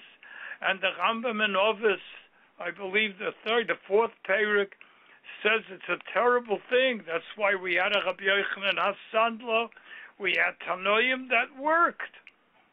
And the Ramah, when it comes to Paskin, says, no, we can't go with that Rambam, because of the same concept, we wouldn't have Rabbonim. We can't have it in our society that the Rambam, with his great kishroinus, was zeiche to know Chochmas Chesonius as well, and to be able to support himself as a doctor. P.S. The Rambam in his letter writes how he didn't have time to learn, and he was so tired when he was in Egypt, when he was the physician by the I don't know what the Egyptian monarch, and when Sultan. He came, pardon? The Sultan. Yeah, Yes, I forgot what term to use. And he would come home, and there would be a line of people around his house, and he begged them. He says, I have to eat something, and I have to rest a while. And he even wrote a letter to his Talmud, who wanted to come see him. He says, you won't have time to talk to me. Reb Shmuel ibn Tibbin. Well, I didn't remember to which Talmud, but that's his later. But he said, I don't have time for you because Shabbos I'm busy all day long teaching Torah, and during the week I'm busy. I'm hungry and I'm tired. So look what kind of a lifestyle the Rambam led when he wasn't doing it to support himself. He was doing it because he didn't have a choice. It's very interesting. Can you imagine that our Perish HaMishnayos is written in Arabic, but if Richard the Lion-Hearted would have had his way, when he was in the Crusades, he met the Rambam and he heard about his reputation. He wanted to take him back to England. The Rambam refused. Can you imagine if he would have gone back with him, we would have Perish HaMishnayos in Old English. But the Tashbats wrote tremendous hasagas. There's a whole tshuva from the Tashbats where he's chaylik on the Rambam, and he has so many kashas. And one of the kashas that he has, are you there? Yes, Hello? yes. And we're listening to every word. We're listening to every word. Yeah. Sometimes I hear a noise, which means that the battery gave out, so that's why I asked. But the Rambam, the Tashbat says the Rambam doesn't know anything about Torah. I'm sorry, Yisachar and Zvulun. He has rows of kashas on the Rambam, and he goes la'alocha not like the Rambam, and the Ramah says we have to do like the Tashbats. We cannot do like the Rambam. Agavocha, we know historically that the Rambam was supported by his brother Reb Dovid, who nebuch, he was a diamond merchant who traveled and was lost at sea. And the Rambam went into a deep depression when his brother was nifta. But his brother supported him. So the Rambam went against his Shita. Not only that, the Rambam in the end of Shemitah V'Yovel writes that the last halachas, that Shevet Levi doesn't go out to war. And because the idea of Shevet Levi is to do Avodas Hashem. And the last halacha, Shevet Levi Bilvad, and anyone, Mikol Boy Oilam, which sounds including non-Jewish people. Yeah. Like it says, V'chol boy oilam oivrim lefanav kivnei merayin. It goes on Goyim. Which means Goyim. So the Ram Kol boy oilam that wants to devote himself to Avodas Hashem, HaKadosh Baruch Hu will give him panosa. And he says that's Baruch Hashem Chelei, which is a new parish. That Chelei means his army. The Chelei means wealth, the Pshutai. The Rambam learns Chelei means Hashem's army, because Shevet Levi is Hashem's army. And all those who decide that don't want to go like Kohelet says, Heima Bikshu Cheshbainis Rabim, which is a beetle. That, the Hamoin, they want to go Hashem Boretz Adam Yosha, to be an Oived Hashem. The Rambam there seems to be talking like Rav Shimon Bar Yochai. So l'chayr it's a conflict. And the Rambam permitted himself to be supported by his brother, where the Rambam in Ovis seems to decry. How do you do such a thing? The teretz is really pashut. The Rambam clearly knew what Yisachar and Zvulun is all about. That's all on Midrashim. But Yisachar and Zvulun, when it came to the original Chlukas Haaretz, and we know from Rishonim how they learned the Pshat, even though the amount of territory was not the same, but the value was the same. So when Yisachar gave Zvulun money that they should do business for them, Zvulun wasn't supporting Yisachar, it was Iska. What Zvulun did is just like we have the concept of Iska, which is, I don't want to go into that concept, but Iska is a concept where you give me money and I will work and share our profits, because the money is yours, The same thing, if 50% of the money is yours and 50% mine, I can, or if I want to, I don't want to, we're not talking ribbis now, because you're not lending it. Because if there's a loss, it's totally your loss. So if we're partners, where half of the money is mine and half of the money is yours, and I'm giving you a 50% return, there's no shaila of ribbis because you're investing totally with me. So what I'm doing is I have a big schus. That's what Yisachar and Zvulun are all about. Zvulun didn't support Yisachar. Zvulun took his and Yisachar's investment. In the case of Dovid, Zechreinu Livrocha, the brother of the Rambam, he took the Rambam's money and invested. The Rambam didn't hold that there's anything negative about that. The Rambam didn't want you to be supported by others. That was the Rambam Shita. Is there a raya, Rashiv, is there a raya to that Yisai that you're saying? No, I'm just saying that's the way I see Pashut. That's the Pashut Pshat. Because I cannot accept that the Rambam was a hypocrite. Pashut. Not only that the Rambam didn't know Midrashim about Yisachar and Zvulun, but this is his understanding of Yisachar and Zvulun. And that's exactly what he did with his brother. That's by me a Pashut Teretz. I don't need a new Kimta. You have Midrashim that Zvulun al Chayf Yamim supported Yisachar. I'm just saying it's not a kasha. If you learn my way, it's not a kasha. So I should remain with a kasha when I'm not making ukimtis. I'm saying Pashut Pshat. Yisachar wasn't a pauper when there was Chlukas Haaretz. He had as much as Zvulun. But Zvulun al Chayf Yamim. So when it came to investing the money to get a return, which everybody needs in order to live on, Marash, that Yisachar did what they did. I need a raya. I don't see a kasha. And that's what the Rambam did with his brother. I don't feel I need a raya to answer this kasha. It's not a kasha. You know the story with the Tumim. When he was a kid, his father kibitzed him. They gave him kasha teeth. So he said, Yonason, how do you give a teretz on this kasha? So Yonason said to his father, give me a minute, Dad. And he ate up the kasha. Yeah, he said, give me a minute. He gobbled up the kasha. He says, Tata, you see, there's no kasha anymore.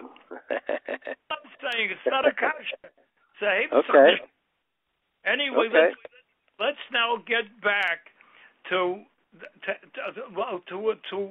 answer my hashkafa, my genuine hashkafa. I'm not giving apologetics.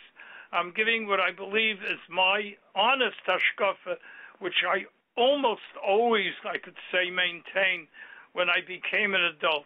I used to counsel young men many years ago, not professionally, but many a time, a person would come to me and say, with my learning, I would love to continue learning. What should I do? Should I go to school? Should I learn a trade, etc.? I would ask them the following question. Well, tell me your dreams. Tell me your plans. What do you think? He says, what I'd like to do is I'd like to go into a kollel and stay as long as I possibly can. As many people manage, some with the help of a father, some with the help of a father-in-law, some with the help of both, some with the help of a wife working. There are many situations, and they make do until it's difficult because it's not enough to support a family, and many a time it's limited. And then I'll go out, and usually the parnasa would be, I'll learn, I'll go into Wall Street, or I'll learn how to sell insurance. You know, there are various trades that didn't take much time. Or I would go to college then, leave enough where I know that now I have to go to college in order to learn how to support myself and become a professional. My answer would be, you're doing against Chazal. I'm sorry. If that's what you're planning to do. It's very nice, but Chazal say beferish, and that's the way the Rambam paskins, mitchila, yivne bayis, v'yita kerem, v'chakach yisha. Chazal say that that's not an answer. What you are thinking of doing in planning to see how to support yourself when things are such where you see it won't work anymore. Chazal say you have to not necessarily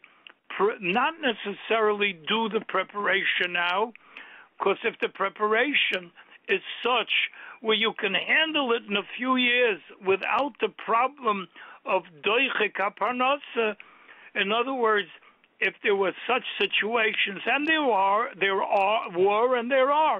that if a person would go out of town and would teach where he would make a living wage, not like in our mekomos, in most of our mekomos, where the Rebbe is underpaid because there's so much competition. Why pay more? Even though you're really not getting the same caliber Rebbe, unless the Rebbe has some sort of outside income. Let's not kid ourselves. But if it's that kind of a situation, so where a person could support himself, and so he has an answer to this kasha v'chitayim manoichal. I don't see it as a big aveira that the Yita Kerem has to actually take place first, because he has the teretz of Yita Kerem. So how does Rav, Rashida? How does Yita Kerem in Bismanenu? What does it look like? Kaidem Yita Kerem, Rashi Chumash brings. What does it look like? I will answer you. Yeah. I will answer you in a moment. I'm just developing what I used to counsel young men. I will answer you. We'll get to it, Mitzvah Hashem. Okay? Let's just put it on the shelf for a while. But if a person said that to me, I said, you got to give me a teretz for Yita Kerem. You don't have to do the Yita Kerem first, but at least I want from you the plan of how Yita Kerem will take place. Not that you're going to have to become a Baal Choiv while you want to do Yita Kerem. But if a young man said to me, I can't answer your question, but I just have to learn. I can't see my life being anything else but learning. P.S. When I say I have to learn, it doesn't mean becoming. If the person would say, and I'm going to become a Rebbe, even though I don't know about wages, but I'm going to become a Rebbe because in a way, sitting and learning doesn't necessarily mean like the Chazon Ish. Sitting and learning means and becoming a Rebbe. That's all part of Torah Nasai, to do the Lamed of Torah. Even though becoming a Rebbe doesn't mean I'll have a living wage. But I can't do anything else. I tell the person that you're in the Rambam's category. In other words, you have to sit and learn, and the Rambam gives you, is maftiach you, that Hashem yaspik loy parnasosai. The Rambam, the end of Shemitah v'Yovel, does that.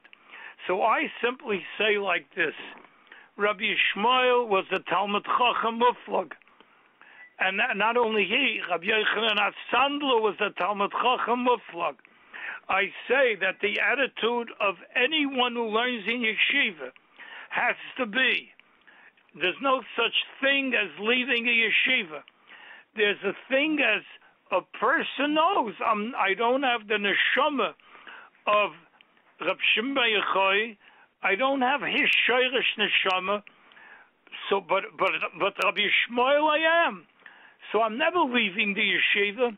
And I must tell you, it's not for now. Look in the Ramban in the end of Vayikra. I think it's Kapitel Chavav posek Yotes, where the Rambam develops this whole concept of Torah Nosai, which is a shir in itself.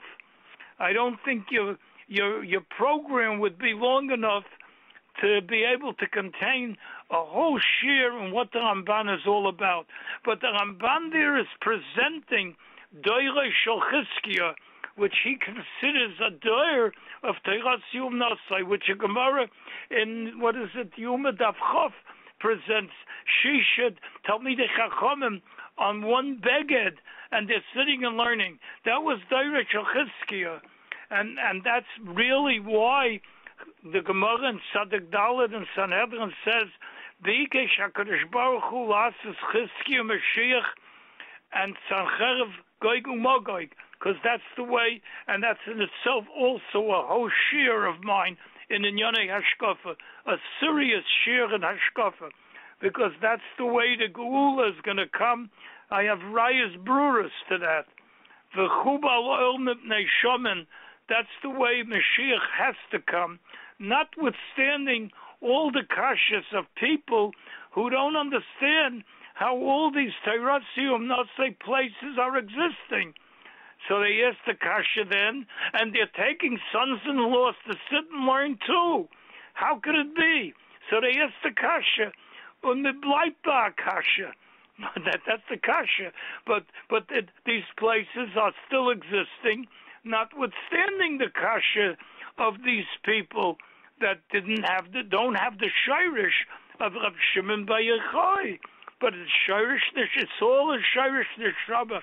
And mind you, not depending on kishrin of an individual. Doesn't say anything about kishrin. It has to do with shirish neshama, where a person feels, I just have to learn. I can't understand my existence in any way other than learning. So the other person who's shirish neshama is Rabbi Shmuel, you never left Torah, and that your attitude has to be like that. And you never gave up to be a Talmid Chacham in the spirit of Rabbi Shmuel. I once heard from Rav Hutner Zatzal, my Rebbe. He told me, you should know, he once told me, the 5 biggest Go'onim in Warsaw were not the Rabbonim, were Balabatim. Nachum Zemba?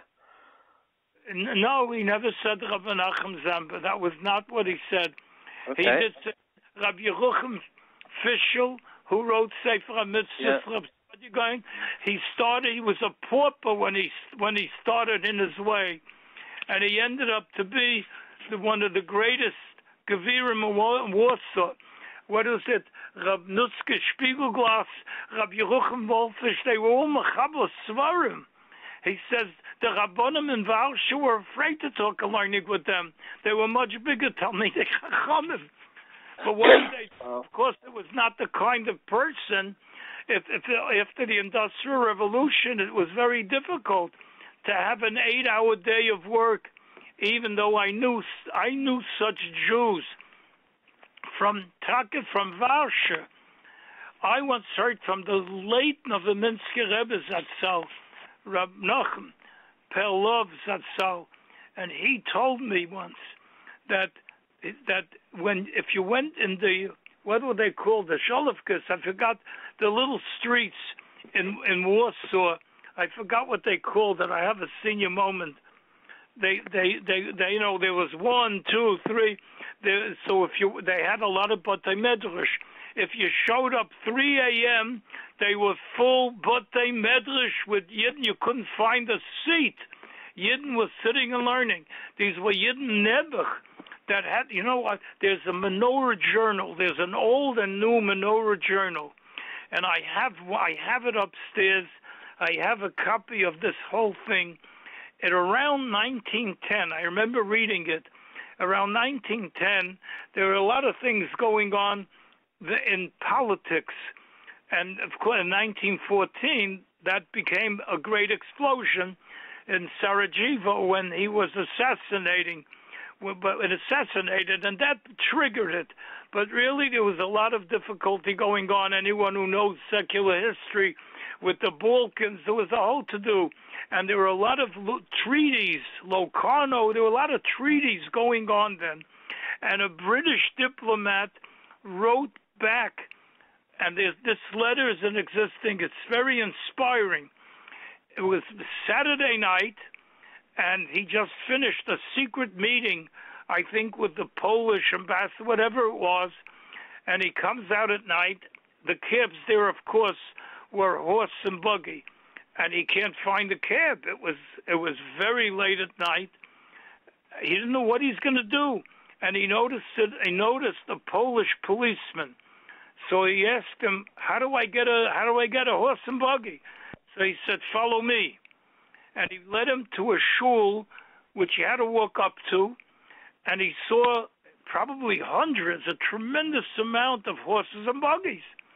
Because in the old days, the shuls were according to the parnasa, like Anshe Alexandria, where they had separate benches for different parnasas. The people who had horses and buggies, the Balagolas, had one shul, the tailors had another shul, everyone according to his trade. That was the custom. And he led him upstairs, he opened the door, it was totally light, and he saw a tremendous amount of Jews swaying back and forth, it seems studying the Talmud. He says, to me it was like, like the image that it made on him, that Jews are studying, something which needs a great deal of brains. These were Jews that worked all day long now, but he told them, over here you can get a horse and buggy, because the policeman knew that here these are the Jews and you can get it. But that's what went on in pre-World War I Poland. That was the nusach. What has learning Torah got to do with working? But it was Nebuch. These Yidden that I mentioned, they were Yidden that didn't have to put away 8 hours a day. And it was known that Rabbi Yerucham Fisher Pello, who wrote the Sefer HaMitzvos Rav Sadia Gaon, didn't leave his home for something like 17 years while he was writing the Sefer. He didn't leave his room, and he heard Kiyah Shofar from another place without leaving his room. I guess later on, he had a minyan that came to him, but this was the Gevir.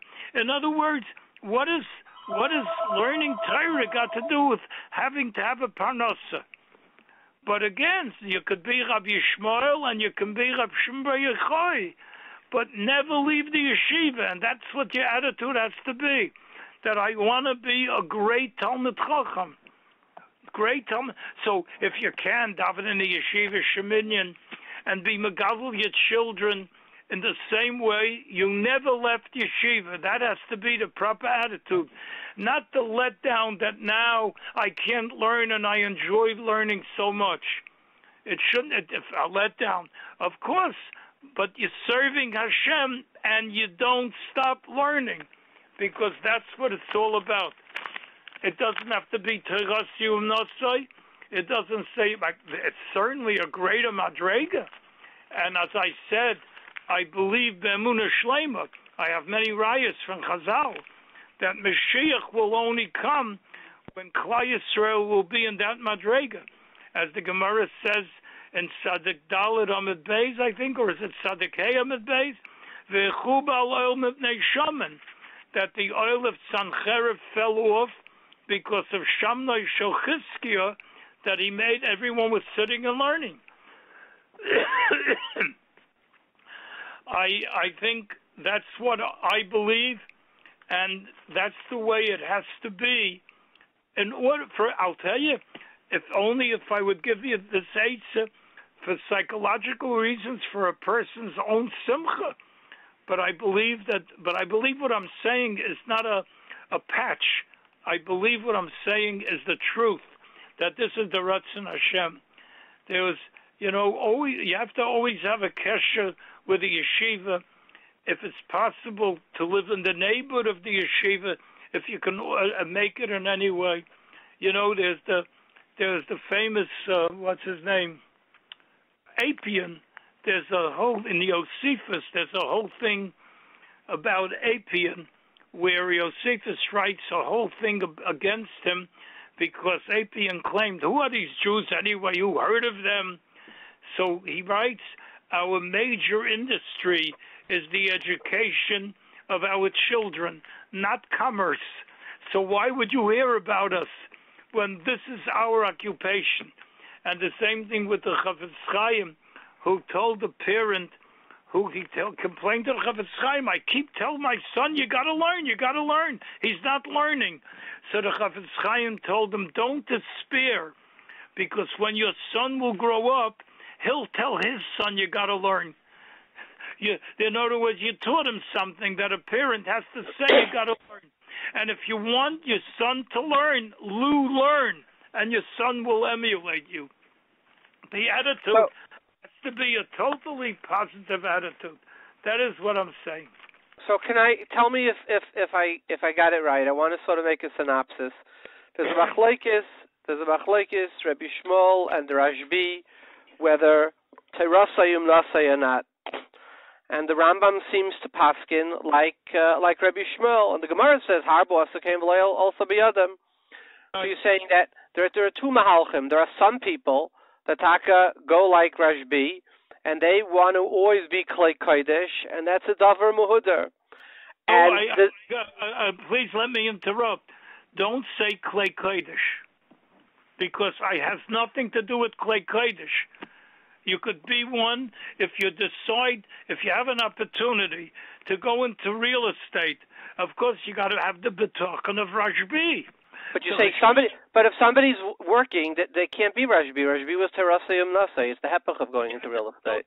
The Rosh and other posek say that even our din of Terasayim Nasay is not the same madrega of Rav Shimon bar Yochai, who Mom didn't work because we have to a little bit support ourselves. So in other words, our madrega could be to go into a malacha like Rabbi Reuven Fischel started very poor. Somehow he had the siyata d'shmaya, and that's the Rambam's haftacha, that if you're sincere, Hashem will give you panasa masvikloi. So he became a gvir adir. So for a very short time during the day, and once he became a gvir, I'm sure that he didn't have to do it every single day. He made investments where he had an income. He was a gvir. Like I said, Rav's saying that even according to Rashbi, today some minimal effort is required, not necessarily Klei Kodesh. That's one election. I wouldn't say required. Not required, but allowed. Okay. Acceptable. And you're still Rav Shbi, but then you could be a Rashbi like Rabbi Yoshev. Well, for a while you could say he was in the beds and he had some panasa, but then he resigned. So somehow I don't know exactly how he made his panasa. Reb Chaim Kanievsky, I don't know whether he has real estate holdings, but he's a real Terasayim Nasai, right? So I'm just saying there are people who are zeicher to be real Terasayim Nasais without hishtadlus, but a minimum hishtadlus doesn't take away the Terasayim Nasai. Right, and the other option is Rabbi Shmuel, where a person is hanig b'em in a derech haris. The Gemara says u beis chayim, right? That's happened. Right, and that means to learn an umnus. So and that means to learn an umnus. But and when we learn the umnus, that's a different election. And when we learn the umnus, avada, the ikar should be though that we are kavei itim l'Torah, that we see the umnus as sort of the catapult for us to stay in yeshiva, at least metaphorically. You know, today is the Kotzker Rebbe's yahrzeit. And according to Bromberg, who is a great historian, when he writes, he says, the last words of the mouth of the Kotzker Rebbe before he was nifter is, he said, my whole life I saw myself as a ben yeshiva.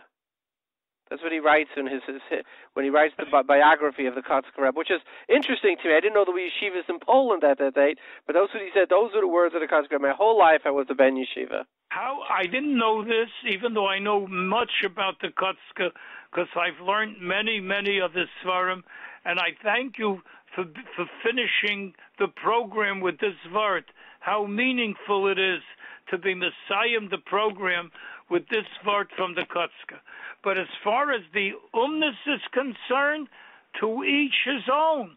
That's also shirish neshama. A Talmud of mine who was very makusha asked me dozens of years ago, what should he go into? He was holding, it was clear that he wants to go into some sort of parnasa. Which parnasa should he choose? So I told him, it sounds like a halotza, but I mean it sincerely. I said, we have to learn from the Mima Yocheved. The Mima Yocheved ended up nursing Moshe Rabbeinu. If you would have asked her, would you pay money to nurse your child when Bisya Bas Paroi had to give him out? So she would have paid to nurse Moshe. Don't you think so? It ended up that not only did she have great parnasa, because he didn't want to nurse from Egyptian women, so there was no competition, and a princess was paying her, so there's no doubt that she made tremendous parnasa nursing her own son, for whom she would have paid to nurse. I said that's the way every Yid should choose his parnasa. Get a parnasa that you would pay to do that thing because you enjoy it. Otherwise, it's drudgery all day long. How could you live that way? That's the kind of parnasa that you should get, one that you would pay to do if you didn't have to make a living. And I have to close now. Be matzliach. Kol Torah, good job. Bye-bye. You will. Let's go to the chosen winner of this week's riddle. Hi, Rav Dovid. Thank you very much for your show. Again, I listen often and I enjoy them every time. Regarding your shaila on Vishalu Ishme Isrei Ehu, it says Mefer Isrei Ehu. So on the posek Rabbeinu Bechai it says Masha Hizkir Loshen Rei Ehu Reusa Yirar Li Shekoidem Matan Torah Hayu Kol Abriyas Chaverim Ke'echad. But after Matan Torah, after the Eivishter went to all the Umais and Loi Kiblua of the Torah, Achikablu Yisrael Yotzu Kol Shara Umais Min Afa Ve'areus V'nishar Hashem Azeh Be'am Yisrael B'Vad, which is Hu Shekatzu V'man Achai V'Reai L'chol, and he says Zeu Shedash Rabbeinu Zal L'chol Avidas Achicha Achicha V'Lei Goy Leisa Ashich L'Achicha Achicha V'Lei Goy.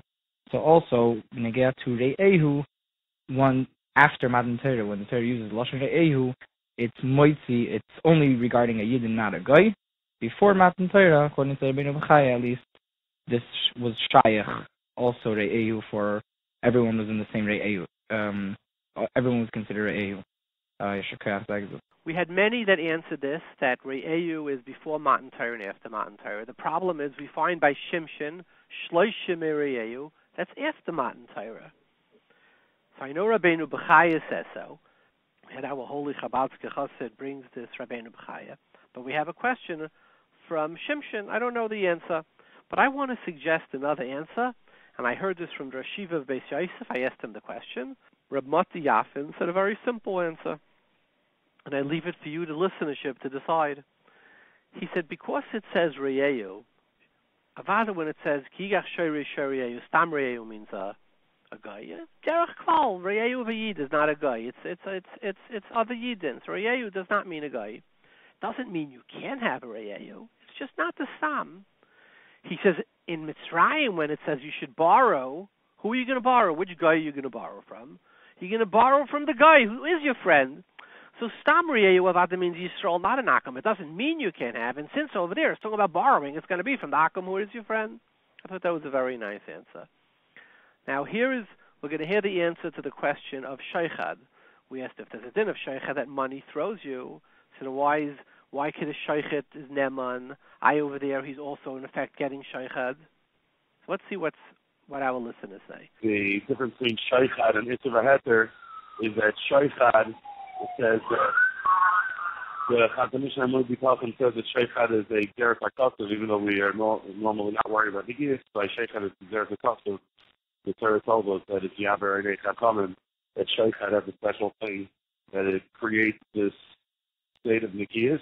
And it's possible to explain that the reason for that is based on what the Shita Mikubetzis and Bava Kama Parak Ches brings the Shem the Rim Yigash, that Sheichad is an Almat HaKurz HaToiv to the person who gave the Sheichad, that the Dayan should feel a certain element of HaKurz HaToiv to the person who gives Sheichad to him, and therefore that should generate a higher level of Nigiyas. And thank you for your show. Let me give you what I think is a different answer. I think the answer would be that in the course of a person's job, a Dayan may have somebody come in front of him who he's more friendly with, and you assume the Dayan is going to maintain his honesty, right? An aide of a Sheichet, there's going to be places where there's going to be an Isayan for him, and we assume a person is going to be Aymed bin Isayan. But there's a difference between being Aymed bin Isayan than being paid to do a bad act.